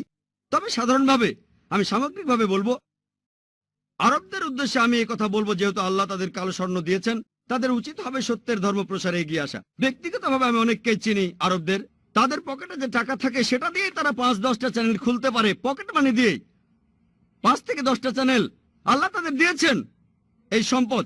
তাই আমি তাদের অনুরোধ করব যে তারা যেন এটার সদ্ব্যবহার করেন ভালো কাজের জন্য, দিন প্রসারের জন্য, যাতে করে তারা আখিরাতে উপকৃত হয়। এতে ইসলামের কোনো উপকার হবে না, ইসলামের কোনো দরকার নেই আপনাকে আমাকে, এটা আমাদের নিজেদের ভালোর জন্যই। আল্লাহ পবিত্রকরণে বলেছেন, আল্লাহ তোমাদের মুখাপেক্ষী নন, বরং তোমরাই আল্লাহ তাআলার মুখাপেক্ষী। তাহলে ইনশাআল্লাহ রোজ কিয়ামতের দিন এই সওয়াবটা তাদের জান্নাতে নিয়ে যাবে। এবারে পরের প্রশ্ন। আসসালামু আলাইকুম ওয়া রাহমাতুল্লাহি ওয়া বারাকাতুহু। আমি নওয়াজ আহমদ, কাজ করি আল কায়দা ট্রেডিং এ। আল কায়দা না, আল কায়দা ট্রেডিং, সেলসম্যান। এখন মিউজিক হলো হারাম, এটা সব মুসলিমই জানেন। আমার প্রশ্নটা হলো, আপনারা পিস টিভি চালু করছেন, আলহামদুলিল্লাহ। মিডিয়ায় খুব ইম্পর্টেন্ট হলো বিজ্ঞাপন। এখন এই বিজ্ঞাপনে মিউজিক হারাম নাকি হালাল? ভাই, আপনি প্রশ্ন করলেন যে সব মুসলিমই জানে মিউজিক হলো হারাম, তবে যেহেতু চ্যানেল শুরু করতে যাচ্ছি সেখানে বিজ্ঞাপন থাকবে। এখন এই বিজ্ঞাপনের মিউজিক হারাম না হালাল? দেখেন, যেটা হারাম সেটা হারাম। যেটা সৌদি আরবে হারাম সেটা আরব আমিরাতেও হারাম, আমেরিকাতেও হারাম, আবার ইন্ডিয়াতেও হারাম, যদি না আপনার জীবন বিপন্ন হয়। যেমন মদ খাওয়া হারাম, কিন্তু যদি আপনার জীবন বিপন্ন হয় আর অ্যালকোহলে আপনাকে বাঁচাতে পারে, এটাই নিয়মের একমাত্র ব্যতিক্রম। যদি জীবন বিপন্ন হয়, কোনো বিজ্ঞাপন না থাকলেও ইনশাল্লাহ আমাদের চ্যানেল বিপদে পড়বে না।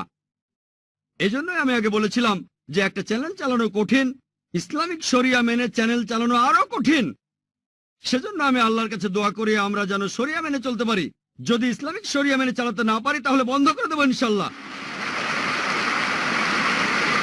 যদি ইসলামিক শরিয়া মেনে চালাতে না পারি তাহলে বন্ধ করে দেব, কারণ ইসলামিক শরিয়া মেনে চলাটাই বেশি গুরুত্বপূর্ণ, চ্যানেল চালু রাখাটা নয়। আপোষ করা যাবে না, আমরা হারাম উপায়ে সত্যকে প্রচার করতে পারবো না। যেটা হারাম সেটা হারাম, আমরা এই সব জিনিসকে হালাল কিছু দিয়ে বদলে দিতে পারি। যেটা হারাম সেটা বাদ দিয়ে হালাল জিনিস আনবো। যেমন ধরেন, বিভিন্ন ধরনের বাদ্যযন্ত্র হারাম, জাফের অনুমতি আছে। প্রাকৃতিক শব্দ ব্যবহার করতে পারি, যেমন পানি পড়ার শব্দ, বজ্রপাত বা বিদ্যুৎ, কোরআনের তেলাওয়াত। যদি আইআরএফের অনুষ্ঠানগুলো দেখেন, অনুষ্ঠানের শুরুতে আপনারা শুনবেন, আপনাদের মনে হবে না যে কোনো মিউজিক নেই। যদিও আমরা মিউজিক ব্যবহার করি না, তবে এই প্রাকৃতিক শব্দগুলো সেই সব অনুষ্ঠানে যেভাবে শুনবেন, আলহামদুলিল্লাহ এই শব্দ এগুলো একই রকম না, কিন্তু শুনতে অনেকটা মিউজিকের মতো। তবে প্রভাবটা ভালো, এটা আপনাকে আল্লাহর কাছ থেকে দূরে নিয়ে যাবে না, এটা আপনাকে আল্লাহ তাআলার কাছে নিয়ে আসবে। তাহলে প্রাকৃতিক শব্দ ব্যবহার করা যায়। আর এমন কোনো বিজ্ঞাপন দেখাবো না যেটা হারাম, কোনো হারাম অ্যাড দেখাবো না। যেমন কোনো অ্যালকোহল নিয়ে বিজ্ঞাপন, অথবা সুদ নিয়ে কাজ করে এমন কোন কোম্পানি বা ব্যাংক, অথবা যেসব বিজ্ঞাপনে মহিলাদের শরীর দেখানো হয়ে থাকে। যদিও আমাদের চ্যানেলে বিজ্ঞাপন দিতে চান হালাল বিজ্ঞাপন, তাহলে স্বাগতম জানাই। তা না হলে বিজ্ঞাপনের কোনো প্রয়োজন নেই। আমাদের আল্লাহর সাহায্য দরকার, সেটাই বেশি গুরুত্বপূর্ণ। আশা করি উত্তরটা পেয়েছেন। হাই, আমি আরেকটা প্রশ্ন করব। কোরআনে সূরা আলাকের 2 নম্বর আয়াতে বলা হয়েছে, আল্লাহ মানুষকে একটা জমাট বাঁধা রক্তপিণ্ড থেকে সৃষ্টি করেছেন। আমি এই কয়েকদিন আগে পবিত্র কোরআনের এই সূরাটার উর্দু অনুবাদটা শুনেছিলাম। সেখানেও বলা হয়েছিল যে রক্তপিণ্ড থেকে মানুষ সৃষ্টি হয়। আমরা এটা জানি, মানে এখন এটা সবাই জানে যে আমরা মানুষ জাতি জন্মাই কোনো রক্তপিণ্ড থেকে না, জন্মাই শুক্র থেকে। আর আমি এরকম একটা অনুবাদও পড়েছি, অন্য আরেকটা আয়াতে আছে, পরে আমি এই বিন্দুকে ব্র্যাকেটে শুক্র পরিণত করি রক্তপিণ্ডে, তারপর এই রক্তকে পরিণত করি মাংসপিণ্ডে। মানে রক্তে পরিণত হচ্ছে দ্বিতীয় স্টেজে। আমার মনে হয় না যে এই সময় সেটা রক্তপিণ্ডে পরিণত হয়। আপনি একজন ডাক্তার, হয়তো এটা বুঝিয়ে বলতে পারবেন। শিওর, জ্ঞানীদের জিজ্ঞেস করুন। পবিত্র কোরআনে সূরা নাহলে 43 নম্বর আয়াত এবং সূরা আম্বিয়া 7 নম্বর আয়াতে বলা হয়েছে, ফাসালু আহলে যিকরি ইন কুনতুম লা তা'লামুন, যদি না জানো তবে জ্ঞানীদের জিজ্ঞাসা করো। আমি খুব বেশি কিছু জানি না, তবে এই ব্যাপারগুলো সম্পর্কে জানি আলহামদুলিল্লাহ। আমি বেশি কিছু জানি না, আমি বিভিন্ন ধর্মের একজন ছাত্র আর সামান্য একজন ডাক্তার MBBS। তবে এইসব ব্যাপারে আমি জানি। এই একই যুক্তি দেখিয়েছিলেন ডক্টর উইলিয়াম ক্যাম্বেল। আমি একবার তার সাথে বিতর্ক করেছিলাম। তিনি একজন মেডিকেল ডাক্তার আর কোরআনের বিরুদ্ধে বই লিখে তিনি PhD করেছিলেন। তার বইতে লিখেছেন যে কোরআনে 30টা বৈজ্ঞানিক ভুল আছে। 8 বছরে কোনো মুসলিম উত্তর দেয়নি। আমেরিকার ছাত্ররা আমাকে একটা বিতর্কের জন্য ডাকলো, তারপর আমি আমেরিকার শিকাগোতে গেলাম কয়েক বছর আগে। বিতর্কের বিষয়টা ছিল কোরআন এবং বাইবেল বিজ্ঞানের আলোকে, আর তার একটা যুক্তিও ছিল একই, আপনি যেটা বললেন।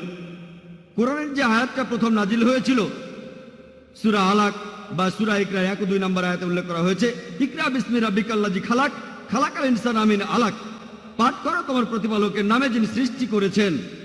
মানুষকে সৃষ্টি করেছেন জমাট বাঁধা রক্তপিণ্ড থেকে। তার মতে কোরআনের এই কথাগুলো হচ্ছে নকল করা। গ্রিকরা এভাবে ভাবতো যে মানুষ তৈরি হয় রক্ত থেকে। এটা একটা পুরনো থিওরি যেটা ভুল বলে প্রমাণিত। আর মেডিকেল ডাক্তার হিসেবে আমিও জানি মানুষ কোনো রক্তপিণ্ড থেকে জন্ম নেয় না। তাহলে ডক্টর উইলিয়াম ক্যাম্বেলের মতে আমাদের নবীজি অমুক অমুক জায়গা থেকে এগুলো নকল করেছেন, বড় একটা লিস্ট, রিসার্চ। আর তিনি বললেন যে নবীজি সাল্লাল্লাহু আলাইহি ওয়াসাল্লাম, নাউজুবিল্লাহ, আমাদের নবীজি তিনি নকল করেছেন সিরিয়ানদের, গ্রিকদের। এগুলো তিনি নাকি রিসার্চ করে জেনেছিলেন PhD করতে গিয়ে। তিনি PhD ডক্টর, আবার মেডিকেল ডক্টর। এরপর তিনি আরো বললেন, আপনারা যেসব অনুবাদ পড়েন বলা হয়েছে রক্ত রক্ত রক্ত, তবে ইদানিং কিছু মুসলিম অনুবাদ করছে আলাকা আলাকা, অর্থাৎ জোকের মতো কিছু একটা। তিনি এটা জানতেন, আমি জানতাম না, তিনি জানতেন। তবে তিনি তখন বলেছিলেন আমাদের সেই অর্থটা নিতে হবে। কোরআন নাজিলের সময় তখনকার লোকেরা যে অর্থটা বুঝতো, এখনকার সময়ের কোনো অর্থ আমরা নিতে পারি না। কোরআন নাজিলের সময় কোনো মানুষই এটাকে জোক বলে মনে করেনি, একথা ঠিক। সেজন্য আপনারা আগেকার যে তাফাসিরগুলো পড়বেন সবাই বলছে রক্ত, এই কথা কেউ বলছে না যে আলাকা হলো জোকের মতো কিছু। আর আমিও একমত। আলাকা শব্দটা 3টে অর্থ আছে, জমাট বাঁধা রক্তপিণ্ড যেটা ঝুলে থাকে, আর জোকের মতো কোনো জিনিস। প্রফেসর কিতমুরকে কোরআনের আয়াতটা দেখানো হয়েছিল মাইক্রোস্কোপে পরীক্ষা করে। তিনি বললেন আমি জানি না এটা জোকের মতো দেখায় কিনা। তিনি মাইক্রোস্কোপ দিয়ে ভ্রূণের প্রাথমিক অবস্থা পর্যবেক্ষণ করলেন, তারপর জোকের একটা ছবির সাথে মিলিয়ে দেখলেন, আর দুটোর মধ্যে মিল দেখে খুবই অবাক হয়েছিলেন। আজকে মেডিকেল সায়েন্স বলছে যে ভ্রূণ দেখতে জোকের মতো, কিন্তু তার যুক্তি ছিল সেই সময়ের যে অর্থটা করা হতো সেটাই নিতে হবে, আজকেরটা না। আর তিনি উদাহরণ দিলেন যে কোরআন বলছে আর বাইবেলও বলছে শুকরের মাংস খেও না, কিন্তু এখন আমেরিকায় শুকর বলতে একজন পুলিশ অফিসারকেও বোঝায়। তাহলে কি বলবেন কোরআন বলছে তোমরা কোনো পুলিশকে খেও না? আর লোকজন সবাই হাসতে লাগলো। উনি কথা বলছিলেন তাই কিছু বলিনি, আমাকে নিয়ম মানতে হবে। তারপর আমি যখন লেকচার দিতে গেলাম তখন বললাম ডক্টর উইলিয়াম ক্যাম্বেল যা বললেন সেই কথাগুলো শুধু পবিত্র বাইবেলের ক্ষেত্রে প্রযোজ্য, কারণ ইনজিল নাজিল হয়েছিল সেই সময় একটা নির্দিষ্ট গোত্রের জন্য। তাই বাইবেলের জন্য সেই সময়ের অর্থটাই নিতে হবে। তবে পবিত্র কোরআন শুধু মুসলিমদের জন্য, আরবদের জন্য বা সেই সময়ের জন্য নাজিল হয়নি। কোরআন নাজিল হয়েছে মানুষ জাতির জন্য, চিরস্থায়ী ধর্ম। তাই এখানে সবগুলো অর্থ নিতে হবে। নাজিল হওয়ার সময় থেকে একেবারে কিয়ামত পর্যন্ত সবগুলো অর্থকে পরীক্ষা করে দেখতে হবে। একটা সঠিক হতে পারে, আবার সবগুলোও সঠিক হতে পারে। আর ডক্টর উইলিয়াম ক্যাম্বেল মরক্কোয় প্র্যাকটিস করেছিলেন, আর তিনি আরবিতে কথাও বলতে পারতেন। তাহলে ডক্টর, মেডিকেল ডক্টর, MD, আমি সামান্য MBBS, তিনি আমার চেয়ে উপরে MD। কোরআনের বিরুদ্ধে বই লিখে PhD করেছেন, আরবিতে কথা বলতে পারেন, আমি কথা বলতে পারি না। আমরা বিতর্ক করেছিলাম। আমি বলেছিলাম আপনি যদি বাইবেলের কথা বলেন ঠিক আছে, বাইবেলের ক্ষেত্রে সে সময় অর্থটা নিতে হবে, কিন্তু কোরআনের ক্ষেত্রে সব অর্থই নিতে হবে। আর এখন যে অর্থটা করা হয় তাতে তার কোনো আপত্তি নেই। কারণ প্রফেসর কিথ মুর, যিনি এ ব্যাপারে খুবই বিখ্যাত, ভ্রূণবিদ্যার বিখ্যাত বিশেষজ্ঞ, তিনি বলেছেন, আর তার বইতেও তিনি লিখেছেন যে ভ্রূণ দেখতে জোকের মতো, তাই আপত্তি করা যাচ্ছে না। কিন্তু তিনি এটাও জানতেন যে দ্বিতীয় অর্থটা ঝুলে থাকে, এটা ঝুলে থাকে সেটাও ঠিক, কারণ ভ্রূণ মায়ের পেটের ভেতরে ঝুলে থাকে। একেবারে লেটেস্ট রিসার্চ বলা হয়েছে যে প্রাথমিক অবস্থায় ভ্রূণের ভেতরে রক্ত প্রবাহিত হয় না, তখন রক্তপিণ্ডের মতো দেখায়। তাহলে রক্তপিণ্ড বলাটাও সঠিক, সেটা বিজ্ঞান সেদিন আবিষ্কার করলো। পবিত্র কোরআন আমাদের বলছে যে সৃষ্টি করেছেন রক্তপিণ্ড থেকে, দেখতে সেরকম একটা জমাট বাঁধা রক্তপিণ্ডের মতো। কাজের দিক থেকে ভ্রূণ মায়ের পেটে ঝুলে থাকে, আর আকৃতিতে এটা দেখতে একটা জোকের মতো। তাহলে আলহামদুলিল্লাহ তিনটা অর্থই সঠিক। এমনকি রক্তপিণ্ড সঠিক, যেটা ঝুলে থাকে এ অর্থটাও সঠিক, জোকের মতো সেটা ঠিক। আসসালামু আলাইকুম ভাই জাকির, আমার নাম হেমা, আমি ইসলাম গ্রহণ করেছি। প্রথমেই বলি, আমি দুবাইতে আছি 18 বছর। এই প্রথমবারের মতো কারো কাছে জিহাদের সত্যিকারের অর্থটা শুনলাম, আর আমি বলবো বেশিরভাগ মুসলিমই এটা জানে না। I am sorry. আমার প্রশ্নটা হলো, পবিত্র কোরআনে এমন কোনো সীমারেখার কথা কি বলা হয়েছে যে এই পর্যন্ত যেতে পারবেন যদি আপনি জিহাদ করতে চান? বোন মাশাআল্লাহ মুসলিম হয়েছেন, শান্তির ধর্ম গ্রহণ করেছেন, আপনাকে স্বাগত, আমার অভিনন্দন। আপনি বললেন যে জিহাদের আসল অর্থটা জানতেন না, যেটা আজকে জানলেন, আলহামদুলিল্লাহ। আপনার প্রশ্নটা হচ্ছে যে এমন কোন সীমারেখার কথা কি বলা আছে যে জিহাদ করলে এই পর্যন্ত যেতে পারবেন? বোন, জিহাদের মধ্যে সবচেয়ে শ্রেষ্ঠ জিহাদ হলো নিজের আকাঙ্ক্ষার বিরুদ্ধে জিহাদ, জিহাদ আল নাফস, সর্বোচ্চ লেভেল। আর আপনি যে কোনো সীমা পর্যন্ত যেতে পারেন যতক্ষণ কোরআন অনুমতি দিচ্ছে। আপনি শরিয়া ভাঙতে পারবেন না। আপনি যে কোনো সীমা পর্যন্ত যেতে পারেন, তবে সেটা ইসলামিক শরিয়া অনুযায়ী হতে হবে। আপনি এখানে ইসলামিক শরিয়ার বাইরে যেতে পারবেন না। তাহলে সর্বশ্রেষ্ঠ জিহাদ হলো নিজের অহমিকার বিরুদ্ধে জিহাদ করা। আমরা আমাদের নবীজি মুহাম্মদ সাল্লাল্লাহু আলাইহি সাল্লামের একটা হাদিসের দৃষ্টান্ত দেখি। পবিত্র কোরআনের কিছু সূরা নাজিল হয়েছিল যখন নবীজি মক্কায় ছিলেন। এগুলো হলো মক্কি সূরা। মদিনায় নাজিল হয়েছিল মাদানী সূরাগুলো। এদের মধ্যে পার্থক্য হচ্ছে, মক্কি সূরায় বলা হয়েছে কিভাবে ঈমান জোরালো করতে হবে, মাদানী সূরা বলছে কিভাবে দ্বীনকে প্রতিষ্ঠিত করতে হবে, আকামতে দ্বীন অর্থাৎ জিহাদ। আমরা জানি যে মদিনায় এসে মুসলিমরা তাদের আগের অবস্থানের চাইতে শক্তিশালী হয়েছিল। তখন বেশ কিছু যুদ্ধ হয়েছিল, তাই এসব সূরা জিহাদের কথা বলা হয়েছে, কিতালের কথা বলা হয়েছে, অর্থাৎ যুদ্ধ। তবে মক্কায় থাকার সময় জিহাদ কেমন ছিল?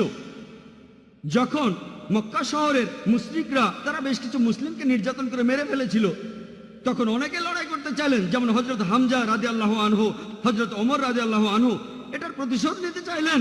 তারা ছিলেন যোদ্ধা, কিন্তু নবীজি বলেছিলেন সবর করো। সবর করাই ছিল জিহাদ।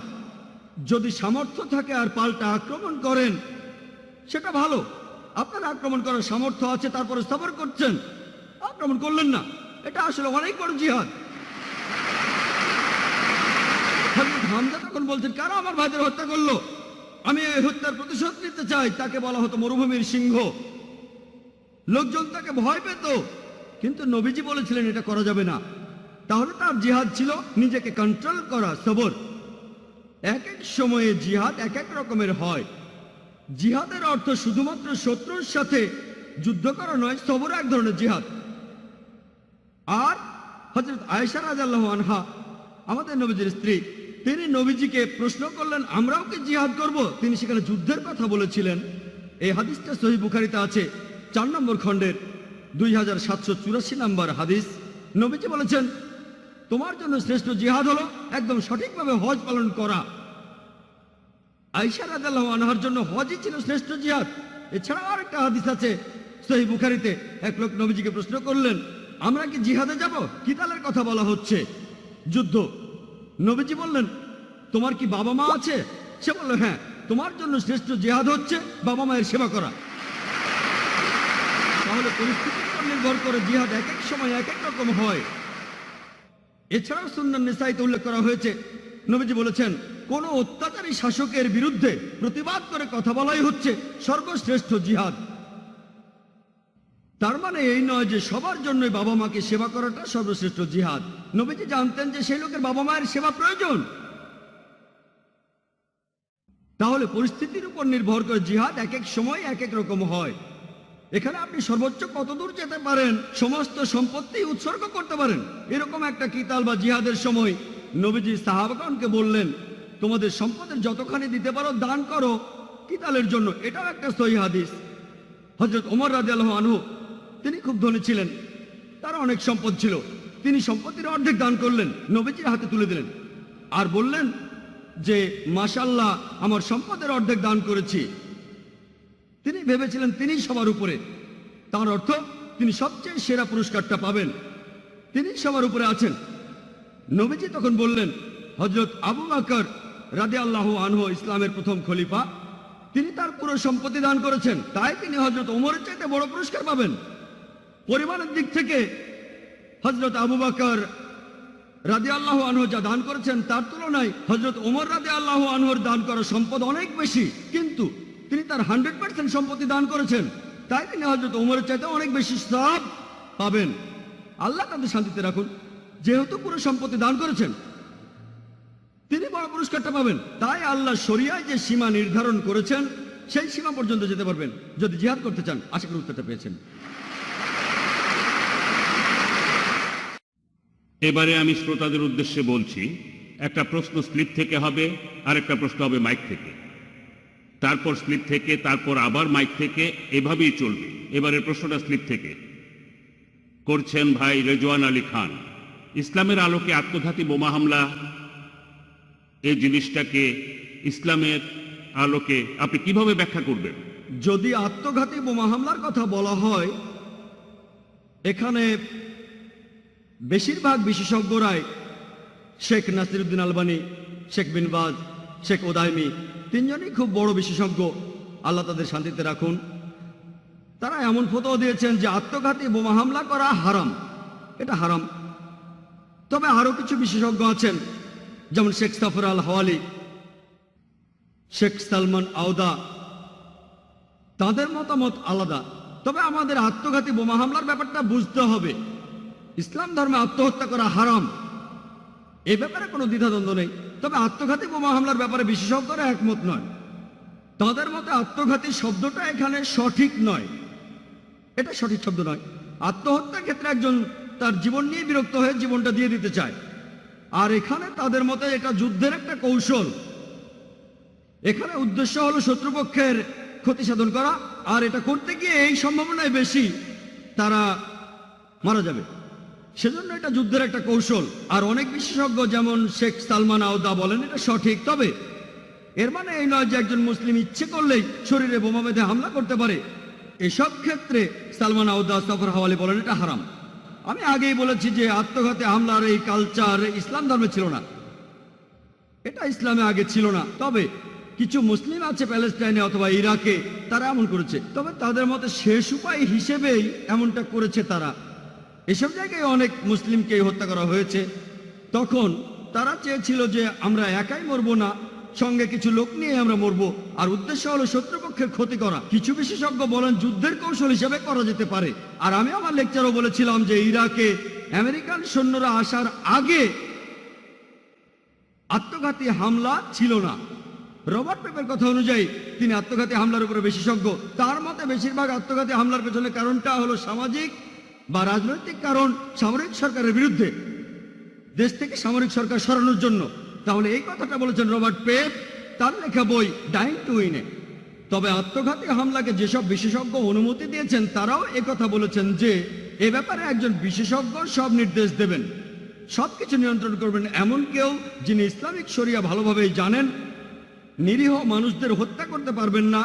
ইসলামে এটা হারাম। আর সূরা মাইদার 32 নম্বর আয়াতে এটা উল্লেখ করা আছে। সবকিছু বিবেচনা করে বললে কিছু কিছু ক্ষেত্রে কিছু বিশেষজ্ঞ বলেন যে এটার অনুমতি আছে। আশা করি উত্তরটা পেয়েছেন। হ্যাঁ ভাই। আসসালামু আলাইকুম স্যার, আমার নাম মোহাম্মদ ফিদা।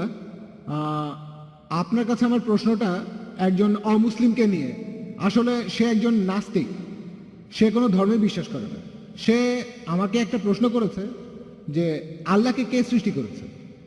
আল্লাহ আমাদের সৃষ্টি করেছেন, আল্লাহকে কে সৃষ্টি করেছে? কিভাবে এই প্রশ্নের উত্তর দেব? ভাই, আপনি প্রশ্ন করলেন যে একজন অমুসলিম নাস্তিক জিজ্ঞেস করেছেন কে আল্লাহকে সৃষ্টি করেছেন। এর উত্তর দিতে গিয়ে এভাবে বলা যায় যে আমার বন্ধু, তার নাম জন, তার ভাই জ্যাক হাসপাতালে ভর্তি হয়েছে। সে আমাকে বলল, জন আমাকে বলল যে আমার ভাই জ্যাক হাসপাতালে ভর্তি হয়েছে আর একটা বাচ্চার জন্ম দিয়েছে। ওই বাচ্চাটা ছেলে নাকি মেয়ে? ছেলে না মেয়ে বলতে পারবেন? আমি আসলে জানি না। হ্যাঁ, আপনি জানেন না? ছেলে না মেয়ে? একজন পুরুষ কিভাবে কোনো বাচ্চার জন্ম দিতে পারে? জ্যাক একজন পুরুষ, সে জনের ভাই হাসপাতালে ভর্তি হয়েছে, একটা বাচ্চার জন্ম দিয়েছে, ছেলে না মেয়ে? প্রশ্নটাই অযৌক্তিক। একজন পুরুষ বাচ্চা জন্ম দিতে পারে না। একইভাবে ঈশ্বরের কথা যদি বলি, আল্লাহ কেউ তাকে সৃষ্টি করেনি, তাই কে আল্লাহকে সৃষ্টি করেছে এই প্রশ্নটাই অযৌক্তিক। যদি আমি বলি যে অমুক লোক আল্লাহকে সৃষ্টি করেছে, সে তাহলে আল্লাহ নয়। ও আলাম ইয়াকুল লাহু কুফুয়ান আহাদ, তার সমতুল্য কেউ নাই। তাই আল্লাহ তাআলার সংজ্ঞা হলো তাকে কেউ সৃষ্টি করেনি। তাই কে আল্লাহকে সৃষ্টি করেছে এই প্রশ্নটাই অযৌক্তিক। যখনই আল্লাহকে সৃষ্টি করার কথা বলছি, সে তখন আর আল্লাহ হবে না। আল্লাহ তাআলাকে কেউ সৃষ্টি করেনি, তিনি এই বিশ্বজগৎ সৃষ্টি করেছেন, আমরা তার উপর নির্ভরশীল, তিনি কোনো কিছুর উপর নির্ভর করেন না। এখন একজন নাস্তিককে কিভাবে বোঝাবেন? আপনি আমার ভিডিও ক্যাসেট দেখতে পারেন, is the Quran God's word. এই প্রশ্নের উত্তরটা পাবেন। এছাড়াও জানবেন কিভাবে একজন নাস্তিককে বোঝাতে হবে। এই ভিডিওটা থেকে আপনি বিস্তারিত জানতে পারবেন একজন নাস্তিককে কিভাবে বোঝাবেন। এবারের প্রশ্ন স্লিপে এখনকার মিডিয়া 11ই সেপ্টেম্বর নিয়ে মুসলিমদের বিরুদ্ধে কি কোনো ভূমিকা পালন করেছে? ভাই প্রশ্ন করেছেন, এখনকার মিডিয়া 11ই সেপ্টেম্বর নিয়ে মুসলিমদের বিরুদ্ধে কোনো ভূমিকা পালন করছে কিনা। এটা গোপনীয় কিছু না। মিডিয়া আমাদের বলছে যে আনুমানিক 13 জন আরব দেশীয় লোক, তারা একটা প্লেন নিয়ে ওয়ার্ল্ড ট্রেড সেন্টার ক্র্যাশ করেছিল। এটা কিভাবে জানলো? তারা সেখানে একটা পাসপোর্ট পেয়েছিল। চিন্তা করেন, 2000 ডিগ্রির তাপমাত্রা। কৌতুক করে বলা হয়েছিল যে এখন থেকে আমেরিকার সৈন্যদের ইউনিফর্ম বানানো হবে সেই পাসপোর্ট দিয়ে। সব পুড়ে গেল, শুধু পাসপোর্টটাই থেকে গেল। খবরে বলা হলো এই মুসলিম আরবরা তারা সেই প্লেনে ওঠার আগের দিন মদের দোকানে গিয়ে মদ খেয়েছিল। চিন্তা করেন, তারা পরের দিনই মারা যাবে, তারা সবাই সে কথা জানে, আর তারা মদের দোকানে গেল মুসলিম হওয়ার পরও। তারা এইসব ইনফরমেশন কোত্থেকে পায়? এটা পরিষ্কারভাবে অপবাদ দেয়া। এটা কে করেছে? ওসামা বিন লাদেন করেছে। চিন্তা করেন, সিআইএ তারা বছরে কয়েকশো কোটি ডলার খরচ করে, পেন্টাগনের উপরে একটা পাখিও নজরদারি ছাড়া ওড়ে না। সেখানে একটা পাখিও নজরদারি ছাড়া ওড়ে না, আর একটা প্লেন এসে সোজা পেন্টাগনে ক্র্যাশ করলো। এরপরে অনেকগুলো থিওরি বলা হয়েছে। এগুলোকে থিওরি বলছি কারণ এগুলো প্রমাণিত নয়। তাহলে কিভাবে হয়েছে? বিশেষজ্ঞরা পরে পেন্টাগনে পরীক্ষা করে বলেছেন এই বিস্ফোরণটা কোনো এরোপ্লেনের পক্ষে করা সম্ভব না। এইসব খবরের উদ্দেশ্য ছিল মুসলিমদের নামে অপবাদ দেয়া। মিডিয়া ইসলামের বিরুদ্ধে এইসব প্রচার করছে। আর এছাড়াও কয়েকটা থিওরি এমন বলছে এই কাজটা ভেতরের কেউ করেছে। যেভাবে ওয়ার্ল্ড ট্রেড সেন্টার ভেঙে পড়েছে সেটা প্লেনের আঘাতে হতে পারে না, ভেতর থেকে কেউ করেছে, আল্লাহ জানেন। তবে যাই ঘটুক, তারা ইসলামকে যতই আক্রমণ করুক, মাকারুম মাকার আল্লাহ ওয়াল্লাহু খায়রুল মাকিরিন। তারা চক্রান্ত করেছিল, আল্লাহ কৌশল করেছিলেন, নিশ্চয়ই আল্লাহ কৌশলীদের শ্রেষ্ঠ। আলহামদুলিল্লাহ, এত কিছু সত্ত্বেও মিডিয়া ইসলামকে আক্রমণ করেছে, তারপরও পৃথিবীতে ইসলাম ধর্মের প্রসার এখনো সবচেয়ে বেশি, এমনকি আমেরিকা আর ইউরোপেও। আসসালামু আলাইকুম, আমার নাম ডাক্তার খান। আপনার কাছে আমার প্রশ্ন হলো, ইসলাম ধর্ম প্রচারের উদ্দেশ্যে মহিলারা কি মিডিয়ার সামনে আসতে পারবেন? অনেক মুসলিম বিশেষজ্ঞই মহিলাদের অডিও রেকর্ড করার অনুমতি দেন না, কারণ সেক্ষেত্রে অন্য পুরুষেরা আমাদের কণ্ঠ শুনে ফেলবে। এটার কি অনুমতি আছে? আর থাকলে সেটা কিভাবে বোঝাবো? ধন্যবাদ। বোন, আপনি প্রশ্ন করলেন যে আপনারা মানে মুসলিম নারীরা মিডিয়ার সামনে আসতে পারবেন কি না সত্য প্রচারের জন্য বা ইসলামী শত্রুদের সাথে লড়াই করতে। আর কিছু বিশেষজ্ঞ এমন ফতোয়া দিয়েছেন যে এটা হারাম। এখানে কিছু ব্যাপার অবশ্যই হালাল। আপনি আর্টিকেল লিখতে পারেন, যেটাকে কোনো বিশেষজ্ঞই হারাম বলবেন না। আপনি আর্টিকেল লিখতে পারেন হয়তো খবরের কাগজে অথবা ইন্টারনেটে। কিছু কিছু ক্ষেত্রে অবশ্যই অংশ নিতে পারেন, প্রিন্ট মিডিয়ায় অংশ নিতে পারেন। আর অডিও মিডিয়ার কথা যদি বলি, এটা নিয়ে মতভেদ আছে। কেউ বলেন পারবেন, কেউ বলেন পারবেন না। সাধারণত কণ্ঠস্বর নিয়ে বিশেষজ্ঞরা মহিলাদের তেমন কিছু বলেন না, তবে এইসব ক্ষেত্রে মহিলাদের কণ্ঠস্বর সাধারণ থাকতে হবে। অডিও মিডিয়ার ক্ষেত্রে খেয়াল রাখবেন আপনার কণ্ঠস্বর যেন খুব বেশি ওঠানামা না করে, সে সময় খুব বেশি হাসাহাসিও করবেন না। বেশিরভাগ বিশেষজ্ঞ এমন ক্ষেত্রে অনুমতি দেন। এবার টেলিভিশনের সামনে আসা নিয়ে বলি, এখানেও বিশেষজ্ঞদের মধ্যে মতভেদ আছে যে বেশিরভাগ বিশেষজ্ঞই বলেন যে মহিলারা টেলিভিশনের সামনে আসতে পারবে না। অনেক বিশেষজ্ঞ বলেন যে মহিলারা যদি হিজাব পালন করে, যদি নিজের শরীর পুরোপুরি ঢেকে রাখে, শুধু মুখমণ্ডল আর কবজি পর্যন্ত হাত খোলা রাখে এবং কণ্ঠস্বরে যদি উত্তেজক কিছু না থাকে আর যদি শরিয়ার অন্য নিয়মগুলোও মানে, তাকে অনুমতি দেওয়া যেতে পারে। তবে বেশিরভাগ বিশেষজ্ঞই বলেন না, মহিলারা তারা টেলিভিশনের সামনে আসতে পারবেন না। কারণ পবিত্র কোরআনে সূরা নূরের 30 নম্বর আয়াতে উল্লেখ করা হয়েছে, মুমিনদের বলো তারা যেন দৃষ্টি সংযত আর লজ্জাস্থানের হেফাজত করে। এই আয়াতটার বেশ কিছু হাদিস নিয়ে বিশেষজ্ঞদের মধ্যে মতভেদ আছে।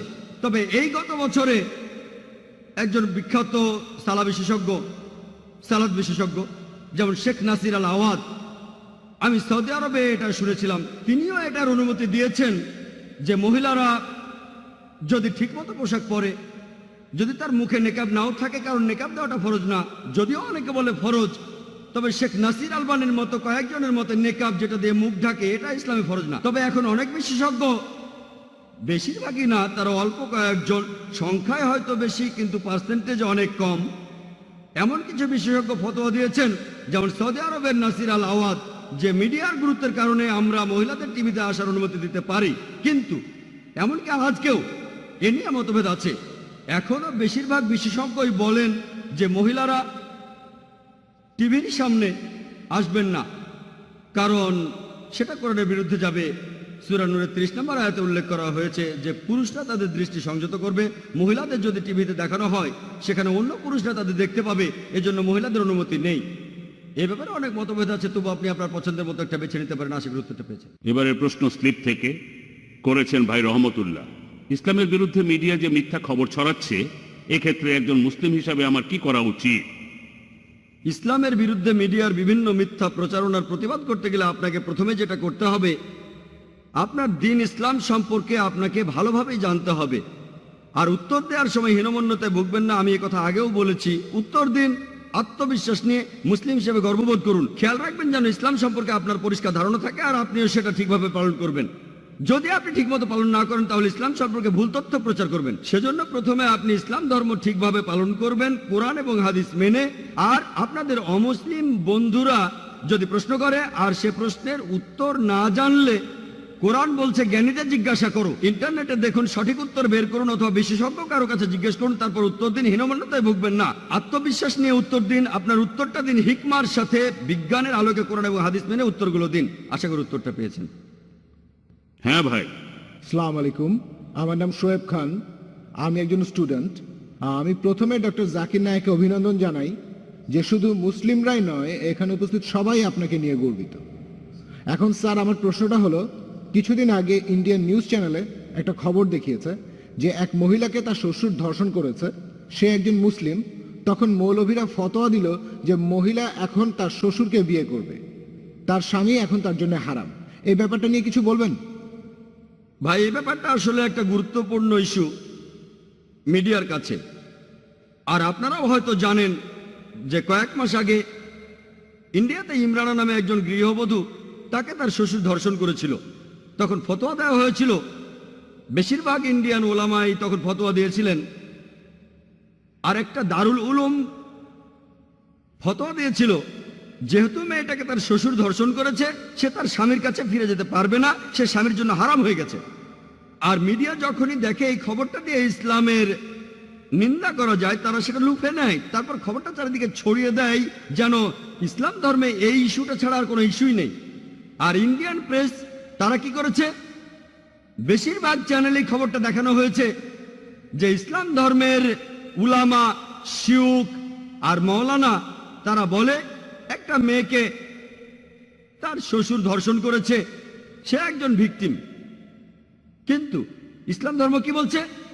ইসলাম তাকে সাহায্য না করে উল্টো আরো তার নামে বলছে যে মেয়েটা স্বামীর কাছে যেতে পারবে না, সে স্বামীর জন্য হারাম। আর মিডিয়া তারপর এই খবরটাকে চারিদিকে ছড়িয়ে দিচ্ছে, এমনকি আজকেও ছড়াচ্ছে।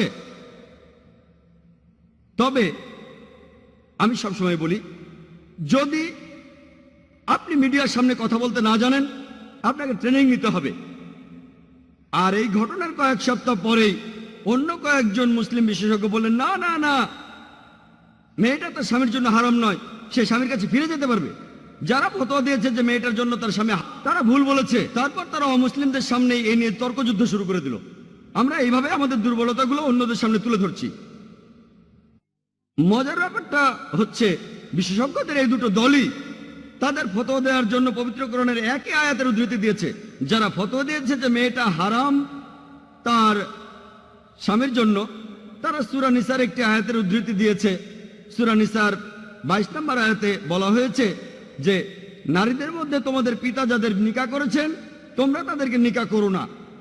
এখন আরবি ভাষায় নিকাহ শব্দটা দুটো অর্থ আছে, একটা হলো বিয়ে, আরেকটা অর্থ হচ্ছে সহবাস। আর আরবি ভাষা সম্পর্কে ভালো জানে এমন কাউকে জিজ্ঞেস করুন, তিনি বলবেন হ্যাঁ, নিকাহ শব্দটা দুটো অর্থ হচ্ছে, একটা হচ্ছে বিয়ে, আরেকটা হচ্ছে সহবাস। আর বিশেষজ্ঞদের প্রথম দলটা, তারাই সংখ্যায় বেশি, তারা হলো দারুল উলুমের একটা বিশেষ গ্রুপ। তারা নিকাহ শব্দটার অর্থ করেছেন সহবাস।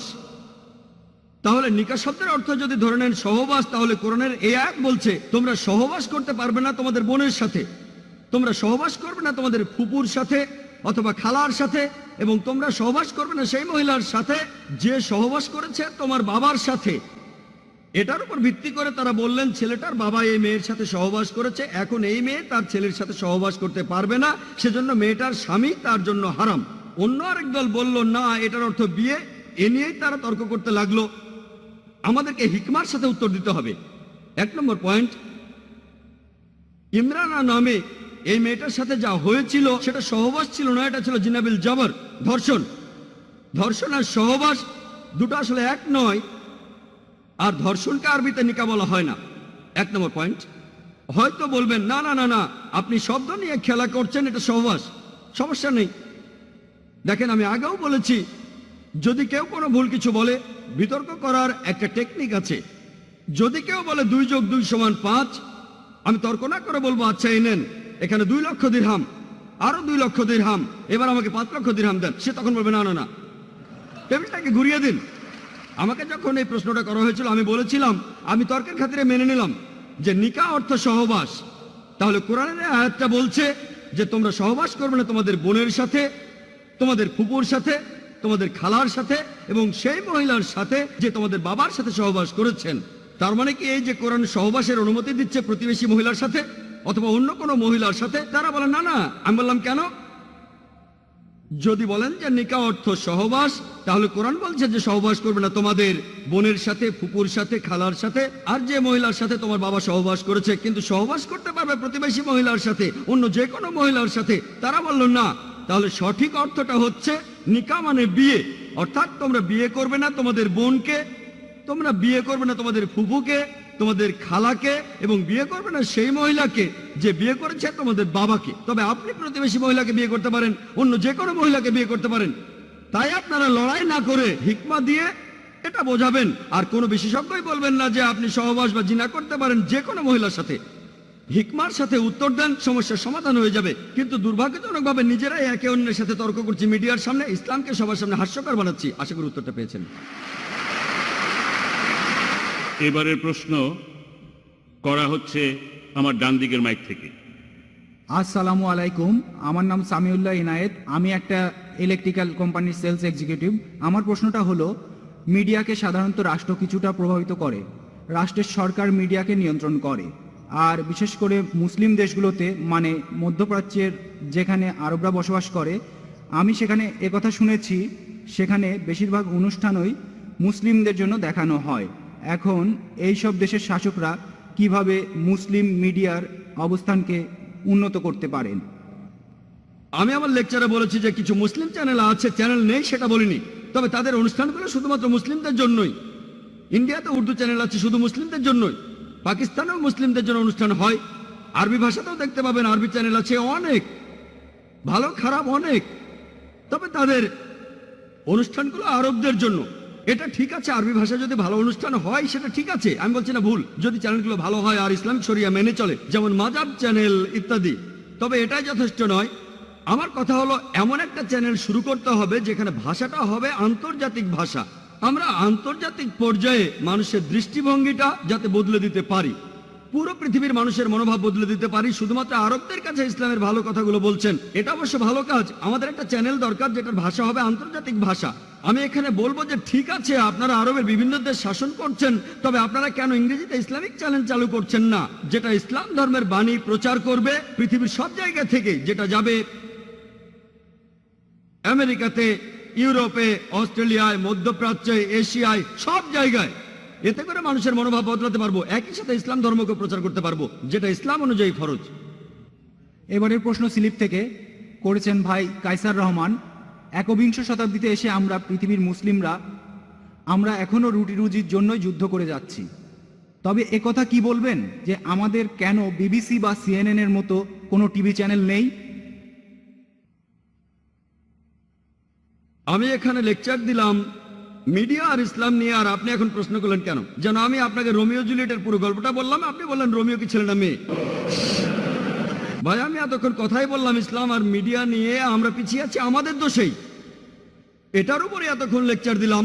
সম্ভবত আমার লেকচার শুরুর আগে প্রশ্নটা লেখা হয়েছিল, সেজন্য আমি বলি সরাসরি প্রশ্ন করুন। অনেকের মাথাতে একটা প্রশ্ন থাকে, সেটা লিখে ফেলে, তারপর আমি যে কথাই বলি সেটা জমা দিয়ে দেয়। পুরো লেকচারটা এই বিষয়টা নিয়ে যদি আবার শুনতে চান, ভিডিও ক্যাসেটটা নিয়ে আপনি যতবার খুশি দেখতে পারেন। আসসালামু আলাইকুম ডাক্তার, আমার নাম জিসান জাফর আলী। আমার প্রশ্নটা হলো টিভিতে কার্টুন দেখতে পারবো কি না?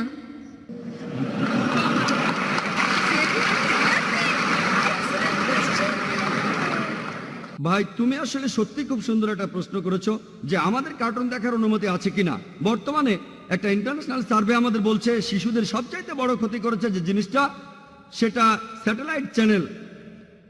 আমেরিকাতে একটা শিশু গড়ে প্রতিদিন প্রায় 7 ঘন্টা টিভির সামনে বসে থাকে, স্কুলে সে এর চাইতে কম সময় থাকে। বেশিরভাগ চ্যানেলই তাদের ইসলাম থেকে দূরে নিয়ে যায়, এমনকি কার্টুন চ্যানেলগুলো, বেশিরভাগ চ্যানেলই। আপনারা চ্যানেলগুলোতে অনেক ভায়োলেন্স দেখবেন, আর একজন যদি প্রত্যেকদিন ভায়োলেন্ট অনুষ্ঠানগুলো দেখে, হোক সে কার্টুন বা সিনেমা, তার বন্ধুর সাথে ঝগড়া হলে সে তার বাবার পিস্তল নিয়ে বন্ধুকে গুলি করে মারে। বোম্বেতে একটা সিরিয়াল দেখানো হতো বাচ্চাদের জন্য, অনেকটা কার্টুনের মতোই ছিল, নাম ছিল শক্তিমান, অনেকটা ঠিক সুপারম্যানের মতোই। একটা বাচ্চা তার বাসা থেকে লাফ দিল উঁচু দালান থেকে, ভাবলো যে শক্তিমান বা সুপারম্যান তাকে বাঁচাবে, কেউ এসে তাকে বাঁচালো না, সে মারা গেল। যখন বাচ্চার বাবার সাথে কথা বলা হলো, তিনি বললেন যে আমি ভাবতেই পারিনি আমার ছেলে লাফ দেবে, হয়তো আগামীকাল আপনার বা আমার ছেলেও লাফ দেবে। তাহলে এই মিডিয়ার প্রভাব এখন এতটাই বেশি, এটা মানুষকে অন্ধ বানায়, আর এতে সবচেয়ে ক্ষতি হয় বাচ্চাদের। সেজন্য আমি বোম্বেতে একটা স্কুল চালু করেছি যার নাম ইসলামিক ইন্টারন্যাশনাল স্কুল। এই স্কুলে ভর্তি হওয়ার একটা শর্ত হলো আপনার বাড়িতে কেবল টিভি থাকতে পারবে না, স্যাটেলাইট টিভি থাকবে না। এটা শয়তান, এটা একটা শয়তান। লোকে আমাকে বলে তাহলে আমরা পিস টিভি কিভাবে দেখব? 1 নম্বর পয়েন্ট, পিস টিভি দেখার জন্য যদি কয়েকশো শয়তানকে আপনার ঘরে ঢুকতে দিতে হয়, কিছুই দেখা লাগবে না, সেটাই সবচেয়ে ভালো। বড় কোনো ক্ষতির চেয়ে ছোট ক্ষতি ভালো। কিন্তু যদি আপনার একটা স্পেশাল ডিশ থাকে আর একটা ডিকোডার, আপনি শুধু পিস টিভি দেখবেন, অন্য কোনো চ্যানেল না। আমরা চেষ্টা করবো যাতে মধ্যপ্রাচ্য আপনারা দেখতে পারেন। একটা ডিশ দিয়ে খরচ হবে মাত্র কয়েকশো রুপি বা কয়েকশো দিরহাম, মাসে মাসে দিতে হবে না। অন্য চ্যানেলগুলো তো যেভাবে দেন, হয়তো মাসে মাসে 200 বা 250 রুপি খরচ করুন, কয়েক হাজার রুপি, আর বিল্ডিং এর সব বাসাতে যেন দেখে। একটা ডিকোডার নেন, সেটা দিয়ে পিস টিভি শুধু দেখবেন, অন্য কোনো চ্যানেল দেখবেন না। বর্তমানে যা আছে সেগুলোকে বাদ দেব না যে এটা হালাল এটা হারাম, একটা সাবস্টিটিউট থাকতে হবে। আমরা বলি যে আমাদের স্কুলের অভিভাবকগণ কেবল টিভি দেখেন না, তবে আমাদের কাছে ইসলাম ও অন্যান্য ধর্মের উপর 5000 ভিডিও ক্যাসেট আছে। যদি প্রত্যেকদিন একটা করে দেখেন, প্রায় 3 ঘন্টার, সবগুলো দেখে শেষ করতে আপনার 13 বছরের বেশি সময় লাগবে। এই সময়ের মধ্যে আপনার ছেলে বা মেয়ে স্কুল থেকে পাশ করে চলে যাবে যদি প্রতিদিন একটা করে দেখেন। আমাদের লাইব্রেরিতে আরো নতুন ভিডিও আসবে, 13 বছরে আরো 5000 নতুন ভিডিও থাকবে ইনশাআল্লাহ। আমাদের এই ইসলামিক ভিডিও ক্যাসেট লাইব্রেরিতে বাচ্চাদের জন্য কার্টুনও রয়েছে, তবে সেগুলো ইসলামিক লাইনের। সেজন্য ভাই তোমাকে বলছি, তোমরা এমন কার্টুন দেখবে যেগুলো ইসলামিক বিষয়ের উপর তৈরি করা, যেখানে কোরআনের কথা আছে, নবীজির হাদিসের কথা আছে, এমন অনেক কার্টুন আমাদের কাছে আছে। এই কার্টুনগুলো আপনাকে ইসলামের কাছাকাছি নিয়ে যাবে, ইসলাম থেকে দূরে নিয়ে যাবে না। এছাড়া যে কার্টুনগুলো আছে, Tom and Jerry, Batman, Superman, এগুলোর মধ্যে কোনো নীতি কথাই নেই, এগুলো আপনাকে আল্লাহর কাছ থেকে দূরে নিয়ে যাবে। এগুলো তো অনেক ভায়োলেন্স থাকে, সেজন্য ইসলামিক কার্টুন দেখবেন, যেমন মুসলিম স্কাউট, এরকম আরো অনেক কার্টুন, যেমন ফতে সুলতান, যেগুলোতে একটা নৈতিক গল্প আছে, আর এগুলো আপনাকে ইসলামের দিকে নিয়ে আসবে। তাই ভাই, তুমি যদি কার্টুন দেখতে চাও, ইসলামিক কার্টুন দেখো, যেটা আল্লাহর পথে তোমাকে নিয়ে আসবে, কিন্তু সেই কার্টুন না যেগুলো আল্লাহর পথ থেকে দূরে নিয়ে যাবে। আশা করি উত্তরটা পেয়েছো। এবারের প্রশ্নটা করেছেন ভাই মোহাম্মদ হোসেন আসাদি। আমাদের নবীজি সাল্লাল্লাহু আলাইহি ওয়াসাল্লামের সময়ে কাফিররা ইসলামের বিরুদ্ধে যে মিথ্যা খবর প্রচার করত, সেগুলোতে পরে ইসলামের উপকারী হয়েছে। আপনার মনে হয় না এমনকি এবারও একই ঘটনা ঘটবে? ভাই, আপনি বললেন যে আমাদের নবীজির সময় অনেকে ইসলামের বিরুদ্ধে মিথ্যে প্রচারণা চালিয়েছিল, তাতে ইসলামের উপকারী হয়েছে, আর আমরাও সবসময় সেটাই চাই। আমার মনে আছে একবার আমি ইংল্যান্ডে গিয়েছিলাম, টেররিজম জিহাদের উপর একটা লেকচার দিয়েছিলাম, আর স্বাভাবিকভাবে ওসামা বিন লাদেনকে নিয়ে প্রশ্ন ছিল, আর আমি বলেছিলাম, সেখানে উত্তরে বলেছিলাম যে সবচেয়ে বড় টেররিস্ট হলো জর্জ বুশ। একজন তরুণ যুবক সে চেয়ার ছেড়ে উঠে দাঁড়ালো আর বলল, জর্জ বুশের মৃত্যু হোক। সবাই হাততালি দিল। এখন একজন দায়ী হিসেবে আমি সেখানে অমুসলিমদের বোঝাতে গিয়েছি হিকমার সাথে, তখন সেই তরুণ উঠে দাঁড়িয়ে বলে ফেললো, জর্জ বুশের মৃত্যু হোক। আর বিশ্বাস করুন, আমার সব চেষ্টা বিফলে চলে গেল। আমি একজন দায়ী, সবাই হাততালি দিল, আর আমি তখন উঠলাম আর তখন বললাম, আমাদের নবীজির সময়ে দুইজন ওমর ছিলেন, তারা দুজনে ইসলামের ঘোর বিরোধী ছিলেন, আর নবীজি আল্লাহর কাছে দোয়া করলেন, অন্ততপক্ষে একজন ওমরকে হেদায়েত করো, আর ওমর ইবনে খাতাব রাদিয়াল্লাহু আনহু তিনি মুসলিম হলেন। তাই আমরা আল্লাহর কাছে দোয়া করব, জর্জ বুশকে তুমি হেদায়েত করো। আমরা কেন জর্জ বুশের মৃত্যু কামনা করব? যদি সে ইসলামের ঘোর শত্রু হয় আর আল্লাহ তাকে হেদায়েত করেন, সে তাহলে ইসলামের পক্ষ নিয়ে লড়াই করবে। তাই আমরা দোয়া করব আল্লাহ তাআলার কাছে, জর্জ বুশকে হেদায়েত করো, তুমি নির্দেশনা দাও। আর যখন এই কথাটা বললাম, কোন মিডিয়ায় বলতে পারলো না আমি যা বলেছি সেটা ভুল। তাই হিকমার সাথে উত্তর দেব, আর আল্লাহ তাআলার কাছে দোয়া করব তিনি যেন এই লোকগুলোকে হেদায়েত করেন। আমিন। এভাবে ইসলাম ধর্ম সব সময় সবার উপরেই থাকবে। এবারের প্রশ্ন বাম দিকের মাইক থেকে। আসসালামু আলাইকুম ওয়া রাহমাতুল্লাহি ওয়া বারাকাতুহু। আমার নাম খালেদ হোসেন, আর আমি একটা প্রতিষ্ঠানে ইলেকট্রিক্যাল ইঞ্জিনিয়ার হিসেবে কর্মরত আছি। আমার প্রশ্নটা হলো, ইসলাম কি মিডিয়ার অনুমতি দেয়? কারণ নবীজি মুহাম্মদ সাল্লাল্লাহু আলাইহি সাল্লামের সময়ে জনগণের সাথে যোগাযোগের তেমন কোনো মাধ্যম ছিল না, একথা আপনি বললেন। তাই আপনি কি কোরআনের কোনো সূরার উদ্ধৃতি দেবেন অথবা কোনো সহিহ হাদিস? ধন্যবাদ। ভাই, আপনি প্রশ্ন করলেন যে নবীজি সাল্লাল্লাহু আলাইহি সাল্লামের সময় জনগণের সাথে যোগাযোগের তেমন কোনো মাধ্যম ছিল না, তাহলে ইসলাম কি মিডিয়ার অনুমতি দেয় আর কোরআন বা হাদিসের কোনো উদ্ধৃতি আছে কিনা? ভাই, একটা কথা বলি, ইবাদতের কথা যদি বলতে হয়, যেটা বলা হয়েছে যে এটা ফরজ, এটা হলো ইসলামিক শরিয়া। অন্যান্য ব্যাপারে, দৈনন্দিন জীবনের বিভিন্ন ব্যাপারে যেগুলোকে হারাম বলা হয়েছে সেগুলো হারাম, বাদবাকিগুলো হালাল। যেমন ধরুন, শুকরের মাংস খাওয়া হারাম, হারাম, মদ খাওয়া হারাম, এমন কথা বলা না হলে হালাল। আপনাকে একটা প্রশ্ন করি, কোরআন বা হাদিসে কি এমন কথা বলা আছে যে আম খাওয়া হালাল? তাহলে কি আপনি বলবেন যে আম খাওয়া হারাম? তাহলে ইবাদতের ক্ষেত্রে যেগুলোকে বলা হয়েছে সেগুলো ফরজ, এটা শুধু ইবাদতের ক্ষেত্রে। আর জীবনযাপনের ক্ষেত্রগুলোতে যেগুলোকে হারাম বলা হয়েছে সেগুলো বাদে বাকিগুলো হালাল। না হলে হয়তো বলবেন, ভাই জাকির আপনি আম খাচ্ছেন কেন? আমি আম পছন্দ করি, কারণ আমি ইন্ডিয়া থেকে এসেছি, আমি আমার দেশ নিয়ে গর্বিত, আর আমার দেশের আম সেটা নিয়েও গর্বিত। এখন আপনি আমাকে পবিত্র কোরআন বা হাদিসের কোনো উদ্ধৃতি দেখান যে মিডিয়া হারাম। কিন্তু না, আমি আপনাকে প্রমাণ দেখাচ্ছি। নবীজি মুহাম্মদ সাল্লাল্লাহু আলাইহি সাল্লাম কি করেছিলেন? তিনি চিঠি লিখেছিলেন অমুসলিম রাজাদের উদ্দেশ্যে, যেমন আবিসিনিয়ার রাজাকে, ইয়েমেনের রাজাকে, পার্সিয়ায়। নবীজি সেই চিঠিগুলোতে পবিত্র কোরআনের সূরা ইমরানের 64 নম্বর আয়াতের উল্লেখ করেছিলেন। কুল ইয়া আহলাল কিতাব বলা হয় কিতাবীগণ, তাআলাউ ইলা কালিমাতিন সাওয়াইন বাইনাকুম, এসো সেই কথায় যাহা তোমাদের এবং আমাদের মধ্যে এক। প্রথম সাদৃশ্য কি? আল্লাহ না'বুদা ইল্লাল্লাহ ওয়া লা নুশরিকা বিহি শাইয়্যান, কোনো কিছুকেই তার শরীক করি না। ولا يتخذ بعضنا بعضا اربابا من دون الله আমরা আমাদের মধ্য থেকে কাউকে আল্লাহ ব্যতীত রব হিসাবে গ্রহণ করি না। فان تولوا যদি তারা মুখ ফিরিয়ে নেয় فقولوا اشهدوا তোমরা সাক্ষী থাকো بأننا مسلمون। আমরা মুসলিম, আল্লাহর সামনে নতজানু হই। নবীজি চিঠিগুলো লিখিয়েছিলেন, তারপর ঘোড়ায় করে পাঠিয়েছিলেন। আজকের দিনের মার্সিডিজ গাড়ি অথবা আর কি বলতে পারেন জেট প্লেন বিভিন্ন দেশে পাঠিয়েছিলেন, তাদেরকে ইসলাম গ্রহণ করতে বলেছেন। সেটাই ছিল সে সময়ের মিডিয়া। চিন্তা করেন, চিঠিগুলো লিখিয়েছিলেন আর তারপর ঘোড়ায় করে সেগুলো বিভিন্ন দেশে পাঠিয়েছিলেন। নবীজি সাল্লাল্লাহু আলাইহি সাল্লাম তার সময়ের মিডিয়াকে পুরোপুরি ব্যবহার করেছিলেন। যদি আজকের দিনে নবীজি সাল্লাল্লাহু আলাইহি সাল্লাম বেঁচে থাকতেন, আমার ধারণা তিনিও আজকের এই মিডিয়াকে পুরোপুরিভাবে ব্যবহার করতেন। তবে সেটা ইসলামের শরিয়া মেনেই হতো। হারাম কোনো কিছু ব্যবহার করা হতো না। হারাম কিছু ব্যবহার করা যাবে না, হালাল উপায়ে হবে। যেমন একটা ছুরি ব্যবহার হয় ভালো কাজে আবার খারাপ কাজেও, ছুরি ব্যবহার করা হারাম না। তাই মিডিয়া আসলে হারাম না। যদি বেশিরভাগ লোক ভাবে যে মিডিয়া হারাম, আমরা এখন এই মিডিয়াকে হালাল কাজে ব্যবহার করব, টেবিলটাকে উল্টে দেব। ইসলামিক শরিয়ার নিয়মগুলো মেনে হালাল উপায়ে ব্যবহার করব, তখন হয়তো আল্লাহ সুবহানাহু ওয়া তাআলার কাছে বলতে পারবো আমরা আমাদের ক্ষুদ্র সামর্থ্যে যথাসাধ্য চেষ্টা করেছি ইসলাম প্রচার করার জন্য। কারণ আমাদের কাজ হলো ইসলাম প্রচার করা। আল্লাহ বলেছেন ফাযাক্কিরিন নামা আনতা মুযাক্কির, আমাদের কাজ ইসলাম প্রচার করা আর মানুষকে হেদায়েত করা, সেটা আল্লাহ সুবহানাহু ওয়া তাআলার হাতে। আশা করি উত্তরটা পেয়েছেন। এবারের প্রশ্নটা করেছেন তানভীর খান। হিন্দু অথবা অমুসলিম মিডিয়াকে উত্তর দেওয়ার জন্য আমাদের কি গীতা, বাইবেল ইত্যাদি পড়া উচিত? ভাই, আপনি প্রশ্ন করলেন যে হিন্দু বা অমুসলিম মিডিয়াকে উত্তর দেওয়ার জন্য আমাদের কি গীতা বা বাইবেল পড়া উচিত। এটা আসলে ইসলামের ঠিক ফরজ না, এটা হলো মুস্তাহাব। আপনি পড়তে পারেন, কারণ আল্লাহ তাআলা বলেছেন। আমিও এই আয়াতের কথা বলেছিলাম আগের প্রশ্নের উত্তরে। সূরা ইমরানের 64 নম্বর আয়াতে বলা হয়েছে তাআলা ইলা কালিমাতিন সাওয়াইম বাইনানা ওয়া বাইনুকুম, এসো সেই কথায় যাহা আমাদের এবং তোমাদের মধ্যে এক। এখন আমরা এক কথায় কিভাবে আসবো যদি তাদের ধর্মগ্রন্থগুলো না পড়ি?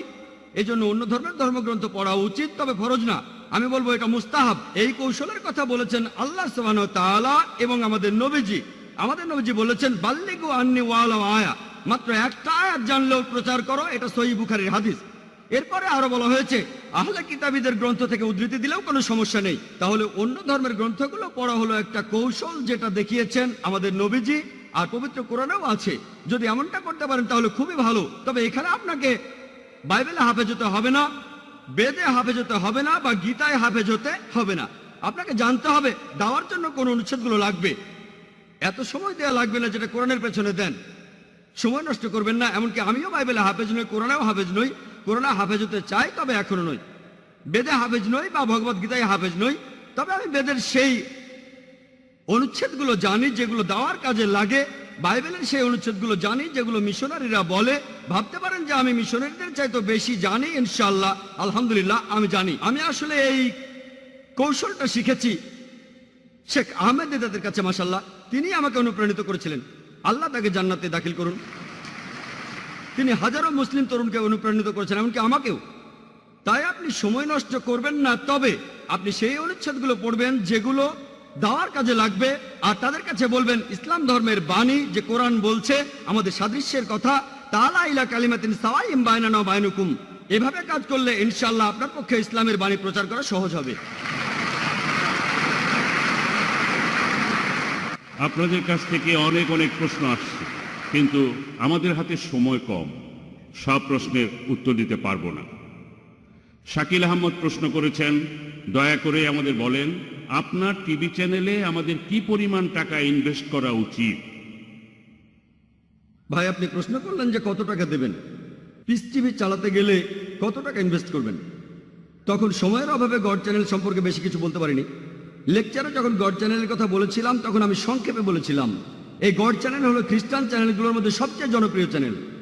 এরা প্রচার করে আপনি যদি 1 পাউন্ড দেন প্রতি বছরে, সেটা দিয়ে তারা প্রতি বছর 5টি ভাষায় গড চ্যানেলের অনুষ্ঠানগুলো প্রচার করবে।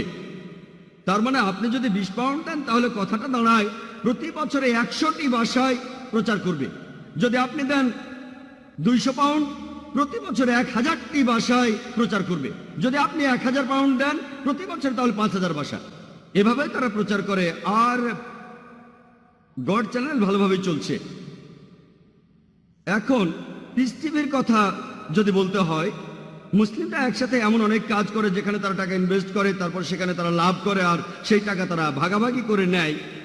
তবে পিস টিভির কথা যদি বলি, এই চ্যানেলটা কোনো কমার্শিয়াল চ্যানেল না। আপনারা যা কিছু দেবেন সেটার প্রতিদান পাবেন আখিরাতে ইনশাআল্লাহ, কয়েক গুণ বেশি। আল্লাহ পবিত্র কোরআনে সূরা বাকারা 261 নম্বর আয়াতে উল্লেখ করেছেন, যদি একটি শস্য বীজ বপন করো আল্লাহ সুবহানাহু ওয়া তাআলার পথে, আল্লাহ 7টি শীষ দেবেন, প্রত্যেক শীষে 100 শস্য দানা, তার মানে 700 গুণ বেশি লাভ। ব্যবসার ভাষায় বললে 70,000% লাভ। আর আল্লাহ তাআলা এখানে আরো বলেছেন তিনি বেশিও দিতে পারেন। তাহলে আপনারা যারা হেল্প করবেন ইনশাআল্লাহ আখিরাতের সময় তারা কয়েক গুণ বেশি প্রতিদান পাবেন। আপনারা যাই দেন সবাইকে স্বাগত জানাই। আল্লাহ এটা দেখবেন না যে আপনি কত দিয়েছেন, তিনি দেখবেন আপনি কত পার্সেন্ট দিয়েছেন। একজন ধনী লোক যদি আমাকে অনেক টাকা দেয়, $1,00,000 বা $1,000,000, এই ধনী লোকের কাছে এই টাকাটা হয়তো তার সম্পদের 1%-এরও কম। কোন গরিব লোক $10 দিল, যেটা তার সঞ্চয়ের 50%, সেই বেশি সওয়াব পাবে। আমাদের চ্যানেলটা আসলে চলবে আল্লাহর সাহায্যে। আমি যে দাওয়া দেই, আমি কিন্তু নিজেকে খুব বেশি বুদ্ধিমান মনে করি না। বিশ্বাস করুন, আমি তোতলা ছিলাম। যারা আমাকে ছোটবেলা থেকে চেনেন তারাও জানে আমি তোতলা ছিলাম। কেউ জিজ্ঞেস করলো তোমার নাম কি, আমি বললাম জাকির। এই অবস্থা ছিল। আমি অবশ্য মুসা নবীর দোয়াটা পড়ি, উনিও তোতলা ছিলেন। রাব্বি ইশরাহ লি সাদরি ওয়া ইয়াসির লি আমরি ওয়াহলুল উকদাতাম মিন লিসানি ইয়াফকাহু কাওলি। হে আমার প্রভু, আমার বক্ষ প্রশস্ত করিয়া দাও, আমার জিহ্বার জড়তা দূর করিয়া দাও, যাহাতে লোকে আমার কথা বুঝিতে পারে। তাই আল্লাহ সাহায্য করবেন। আমি নিজেকে খুব বুদ্ধিমান ভাবি না, তাই এখানে আমাদের আসলে আল্লাহর সাহায্য দরকার। আর আল্লাহ বিভিন্ন উপায়ে তার বান্দাদের সাহায্য করেন। আপনারা যত টাকাই দেন না কেন, এখানে আমি আবারও বলবো সেটার পার্সেন্টেজটা দেখেন। আমি আপনাদের বলবো আপনার টাকার পরিমাণটা দেখবেন না, আপনি ঠিক করবেন যে ইনশাআল্লাহ আমি যে যাকাত দেই তার পাশাপাশি আমার প্রতি মাসের ইনকামের 20% দেব পিস টিভিকে, 25%, 30%। কেউ যদি গরিব হয়ে থাকে সে হয়তো বলবে যে আমি ইনকাম থেকে দিয়ে দেব 20%, সেটার পরিমাণ হতে পারে $100। কিন্তু সে বিলিয়নিয়ার হলে সেই 20% হতে পারে $1 বিলিয়ন। তখন তার হার্ট টিক এত টাকা দিয়ে দেব। কিন্তু ভুলে যাচ্ছেন যে কুফরি করার জন্য আপনার কাছে আরো 80% আছে। একজন ভালো ব্যবসায়ী এই পার্সেন্টেজটা বাড়াবে। তাই আমি ধনী লোকদের সবসময় বলি, যখন দান করছেন আপনার ইনকামের একটা পার্সেন্টেজ সেখানে দান করুন। এটা করলে আখিরাতে আপনাদের জন্য সুসংবাদ থাকবে। আল্লাহ সুবহানাহু ওয়া তাআলা আপনাকে কখনোই ঠকাবেন না, আপনি সেরা পুরস্কারটাই পাবেন। তাই আপনারাই ঠিক করুন 20%, 25%, 30%, যত ইনকাম করব তার এত পার্সেন্ট জাকাতের পাশাপাশি আল্লাহর পথে খরচ করব। আর ইনশাআল্লাহ আল্লাহ আপনাকে প্রতিদান দেবেন এই জীবনে এবং আখিরাতে। আশা করি উত্তরটা পেয়েছেন। পরের প্রশ্ন পুরুষদের মধ্য থেকে। হ্যাঁ, আসসালামু আলাইকুম। ওয়ালাইকুম আসসালাম। আমার নাম Riaz Ahmed, sales and marketing এর চাকরি করি। আপনার কাছে আমার প্রশ্নটা হলো, আমরা সবাই এটা জানি যে পশ্চিমা মিডিয়া ইসলাম আর মুসলিমদের সম্পর্কে অনেক ভুল খবর ছড়াচ্ছে, আমরা এটা সবাই জানি। তবে এটার চাইতেও খারাপ ব্যাপার হলো, এমনকি কিছু মুসলিম দেশেও আমরা দেখি, এমনকি এই মধ্যপ্রাচ্যেও আমরা এমনটা দেখি, এখানকার মিডিয়াতেও একই কথা বলা হচ্ছে, এখানেও মুসলিমদের টেররিস্ট বলা হচ্ছে। ভাই, আপনি প্রশ্ন করলেন যে মিডিয়া ইসলামকে মিথ্যা অপবাদ দিচ্ছে। দুর্ভাগ্যজনকভাবে কিছু মুসলিমও তাদের শব্দ ব্যবহার করছে। এই ব্যাপারটা জানতে চাইলে সেই সব মুসলিমদের প্রশ্ন করুন, আমাকে না। সেই লোকগুলোকে জিজ্ঞেস করুন। আর কিছু মুসলিম এই ব্যাপারগুলো সম্পর্কে ভালো করে জানে না বলে এই অভিযোগগুলো মেনে নেয়। যেমন ধরুন, এক মুসলিম একবার আমাকে বলেছিল তালেবানরা খারাপ। আসলে কিন্তু তিনি তালেবানদের শত্রু ছিলেন না। তাই মাঝে মধ্যে এখন মিডিয়া আমাদের অনুষ্ঠানের মাঝে এতটাই আচ্ছন্ন করে রাখে, আমরা যা শুনি, আমরা যা দেখি তার সবকিছু বিশ্বাস করি। তাই একজন মুসলিম হিসেবে আমরা যেটা করব, আমরা সেই সব মুসলিমদের ভুল ধারণাগুলো ভেঙে দেওয়ার চেষ্টা করব, পাশাপাশি মিডিয়ার মিথ্যাচারের প্রতিবাদ জানাবো। আর ইনশাআল্লাহ আমরা যুক্তি দিয়ে কথা বলবো। এমন বলবো না যে আমরা ঠিক বলছি, আমরা যুক্তি দিয়ে বোঝাবো যে ইসলাম হলো সত্যের ধর্ম, ইসলাম হলো শান্তির ধর্ম, আর শুধুমাত্র ইসলামের মাধ্যমে এই পৃথিবীতে শান্তি প্রতিষ্ঠা সম্ভব। ইসলাম ছাড়া আর কোনো পথ নেই। আল্লাহ পবিত্র কোরআনে সূরা ইমরানের 19 নম্বর আয়াতে উল্লেখ করেছেন, ইন্নাদ দীনা ইনদাল্লাহিল ইসলাম, আল্লাহর কাছে একমাত্র গ্রহণযোগ্য দিন হলো ইসলাম, যার অর্থ নিজের ইচ্ছাকে আল্লাহর কাছে সমর্পণ করে শান্তি অর্জন করা। ধন্যবাদ। এবারে প্রশ্নটা মহিলাদের মধ্য থেকে। এই প্রশ্নটাও করেছেন একজন অমুসলিম। হেমা খাতার উসমান প্রশ্ন করেছেন, আপনি বললেন মুসলমানদের মাঝে কিছু কুলাঙ্গার আছে যারা খারাপ কাজ করে, মিডিয়াও তাদের তুলে ধরে। এই মুসলিমরা কি ধর্মের নামে এসব কাজ করে মিডিয়াকে সুযোগ দিচ্ছে না? এতে অমুসলিমরাও ভুল বুঝছে। প্রশ্নটা করেছেন একজন অমুসলিম, আর খুবই সুন্দর প্রশ্ন, যে মুসলিমদের মধ্যে বেশ কিছু কুলাঙ্গার আছে, এই কুলাঙ্গাররাই কি মিডিয়াকে ইসলামের নামে মিথ্যে কথা ছড়ানোর সুযোগ করে দিচ্ছে না? এই কুলাঙ্গাররা তো আসলে কোনো মুসলিমই নয়। একজন মুসলিম কখনো এমন ভুল কাজ করবে না। মুসলিম শব্দটার অর্থ হলো যে ব্যক্তি তার নিজের ইচ্ছাকে আল্লাহ তাআলার কাছে সমর্পণ করে। মুসলিমদের মধ্যে এই কুলাঙ্গাররা হচ্ছে আসলে নকল মুসলিম। নাম হতে পারে মোহাম্মদ, জাকির, আব্দুল্লাহ, সুলতান ইত্যাদি ইত্যাদি। নাম দিয়ে আপনি মুসলিম হবেন না, আপনি মুসলিম হবেন কাজ দিয়ে। আল্লাহর কাছে নিজের ইচ্ছাকে সমর্পণ করলেই আপনি মুসলিম হবেন। তাহলে এই লোকগুলো সত্যিকারের মুসলিম নয়, তবে তাদের নামগুলো মুসলিম। তাই মিডিয়াকে সুযোগ দিচ্ছে কি দিচ্ছে না এটা নিয়ে তারা ভাবে না। তারা তো তাদের নিজেদের ধর্ম নিয়েই ভাবে না, তারা নিজেদের ধর্মকে থোড়াই কেয়ার করে, কিন্তু তারা তাদের ধর্মকে নিয়ে ভাবে না। মিডিয়া কি বলছে সেটা নিয়েও তারা ভাবে না। তবে আমি মিডিয়া দোষ দেব, মিডিয়া কেন অল্প কিছু মানুষের কাজকে তুলে ধরছে? যদি মুসলিমদের বেশিরভাগই এসব কাজ করত তখন ইসলামকে অপবাদ দিলে আমিও আপত্তি করতাম না। তবে তারাও অল্প কিছু মানুষকে বেছে নিচ্ছে। চিন্তা করেন, হিটলার ৬০ লক্ষ ইহুদিকে হত্যা করেছিল, এজন্য কি খ্রিস্টান ধর্মকে দায়ী করব? হিটলার যে ৬০ লক্ষ ইহুদিকে মেরেছে, সবাইকে পুড়িয়ে মেরেছে, এজন্য কি আমি খ্রিস্টান ধর্মকে দোষ দিতে পারবো না? কারণ বাইবেলের কোথাও লেখা নেই যে তোমরা ৬০ লক্ষ ইহুদিকে হত্যা করবে। এমন কিছু বলাটা খুবই ভুল হবে। সেজন্য আমি এইসব কুলাঙ্গারদের চাইতে মিডিয়াকেই বেশি দোষ দেব। প্রত্যেক গোত্রে আপনারা কিছু কুলাঙ্গার খুঁজে পাবেন, আর আমি আমার অনেক লেকচারে এইসব কুলাঙ্গারদের বিরুদ্ধে বলেছি। মিডিয়ার উচিত এমন খবর প্রচার করা যেটা সত্যি, কিন্তু তারা এইসব কুলাঙ্গারদের দেখিয়ে বলতে চায় এরাই হচ্ছে আসল মুসলিম। তারা এভাবে বলতে পারে যে এই মুসলিম চুরি করেছে তারা মাত্র ১ জন, ৫ জন, ১০ জন, আর মুসলিমদের সংখ্যা ১০০ কোটিরও বেশি। এভাবে বললে কোনো সমস্যা নেই। তবে তারা বলতে চায় যে সব মুসলিমই ভুল কাজ করছে। যদি একজন মুসলিম ড্রাগস নিয়ে ধরা পড়ে, মিডিয়া এমন ভাব করবে যেন সব মুসলিমই ড্রাগস নিয়ে ব্যবসা করে যাচ্ছে। মিডিয়ার উচিত হবে সত্য কথা প্রচার করা। আমিও সেটাই চাই। আশা করি উত্তরটা পেয়েছেন। হ্যাঁ ভাই। আসসালামু আলাইকুম, আমার নাম ইমরান মোহাম্মদ, একজন আইটি ম্যানেজার। আমার প্রশ্নটা ইসলামের বিরুদ্ধে মিডিয়ার ষড়যন্ত্রগুলো নিয়ে। মুসলিমরা কিভাবে এসব ষড়যন্ত্রের প্রতিবাদ করবে? যেভাবে আমেরিকা পুরো পৃথিবীকে শাসন করতে চাচ্ছে, ইসলামকে দাবিয়ে রাখতে চাচ্ছে, ইত্যাদি ইত্যাদি। এসব ক্ষেত্রে প্রায়ই দেখা যায় যেসব মুসলিম তাদের ধর্ম সম্পর্কে খুব একটা জানে না, তারা মিডিয়ার এইসব মিথ্যা রটনা শুনে সেগুলোই বেশি করে বিশ্বাস করে। মুসলিমদের কিভাবে এসব ষড়যন্ত্রের মোকাবেলা করা উচিত? ভাই, আপনি একটা প্রশ্ন করলেন যে কিভাবে একজন মুসলিম প্রতিবাদ করবে বিভিন্ন ষড়যন্ত্রের বিরুদ্ধে যেগুলো আমেরিকানরা ইসলামের বিরুদ্ধে প্রচার করে থাকে, আর আমরাও বুঝতে পারি না যে কি করতে হবে। প্রথমে যেটা করতে হবে, আগে জানতে হবে আমাদের দিনকে। দুর্ভাগ্যজনকভাবে বেশিরভাগ মুসলিমই নিজের ধর্ম সম্পর্কে জানে না। এই জন্যই আমরা এই সমস্যায় পড়ি। যদি নিজের ধর্মটা ভালোভাবে জানি তাহলে মিডিয়া এই মিথ্যা কথাগুলো প্রচার করার সুযোগ পাবে না। দুর্ভাগ্যজনকভাবে আমরা আমাদের ধর্মকে জানি না, আর এ কারণে মিডিয়া যখন বিভিন্ন খবর প্রচার করে আমরা মুসলিমরা লজ্জিত হই, তাদের সে কথাগুলো মেনে নেই। আমি একটা উদাহরণ দেই। একবার এক ধার্মিক মুসলিম, মাশাআল্লাহ, তিনি একদিন আমাকে বললেন, ভাই জাকির, আপনি কি জানেন এই তালেবানরা তারা খুবই নিষ্ঠুর খারাপ মানুষ? আমি বললাম কেন? কারণ কি? কারণ তারা মহিলাদের মারে। আপনাকে কে বলেছে? আমি নিজের চোখেই দেখেছি। কোথায় দেখেছেন? আমি বিবিসিতে দেখেছি।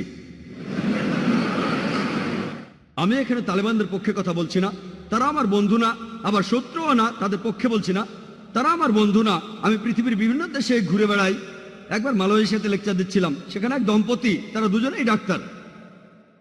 একজন স্ত্রী রোগ বিশেষজ্ঞ, অন্যজন শিশু রোগ বিশেষজ্ঞ। তারা 1 মাসেরও বেশি সময় আফগানিস্তানে ছিলেন। সেখানে তারা আহত লোকদের চিকিৎসা করছিলেন। আর সেই মহিলা ডাক্তার, তিনি আমাকে বললেন, টেলিভিশনে যে ভিডিওটা দেখানো হয়েছে, তালেবানরা এক মহিলাকে মারছে, তারা তালেবান না। আপনি কিভাবে জানলেন?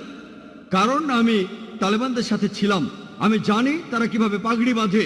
যেমন ধরুন, আমরা আরব নই, তাই আমরা বুঝতে পারবো না পাগড়ি বাঁধার কতগুলো নিয়ম আছে আরবদের মধ্যে। তবে আরবরা জানে যে আরব আমিরাতে পাগড়ি পরার নিয়ম একরকম, সৌদি আরবে পাগড়ি পরার নিয়ম আরেক রকম, কুয়েতে পাগড়ি পরার নিয়ম আলাদা। তারা জানে, কিন্তু আমরা জানি না। মহিলা তালেবানদের সাথে ছিলেন, তাই জানেন যে লোকগুলো পাগড়ি পরেছে সেই ভিডিওতে, তালেবানরা সেভাবে পরে না। তাই এই শুটিংটা হলিউডে বা অন্য যেখানে হোক, তারা ভালোভাবে সেই শুটিংটা করতে পারেনি। মিডিয়া এভাবে সবকিছু বদলে দিতে পারে। যেমন ধরুন, আপনাকে প্রশ্ন করলাম যে জর্জ বুশ ভালো না খারাপ মানুষ, ভালো না খারাপ, আপনি বললেন ভালো মানুষ না। আমি এখানে না শব্দটা এডিট করে দেব, আর আপনারা শুনবেন সে ভালো মানুষ। তারপর আপনাকে যখন সে ভিডিওটা দেখাবো তখন বলবেন ও মুখ ফসকে ভালো মানুষ বলেছি। আপনি ভালো মানুষ বলেননি, আপনি বলেছেন সে ভালো না, আমি না শব্দটা এডিট করে দিলাম, তারপর আপনাকে দেখালাম দেখুন ভাই আপনি ভালো বলেছেন। তখন বলবেন ভুল করে বলেছি, আমি মুখ ফসকে বলেছি। মুখ ফসকে বলেননি, আপনি বলেছিলেন সে ভালো মানুষ না, আমি না শব্দটা বাদ দিলাম, আর শুনে মনে হবে সে ভালো। এভাবে মিডিয়া অনেক রকম খেলা করে। আর আমরা মুসলিমরা আমাদের যেটা করা উচিত, আমরা আমাদের ধর্মটাকে খুব ভালো করে জানবো, আমাদের দিন সম্পর্কে ভালো করে জানবো। আর যখন এই মিডিয়া প্রচার করবে এইসব, তখন সেগুলো শুনে আমরা তাতে প্রভাবিত হব না। ইসলামকে বিচার করতে চাইলে মূল ধর্মগ্রন্থগুলো দেখতে হবে, কোরআন এবং সহিহ হাদিস। একজন মুসলিম বা মুসলিম সমাজ কি করে সেটা দিয়ে বিচার করলে হবে না।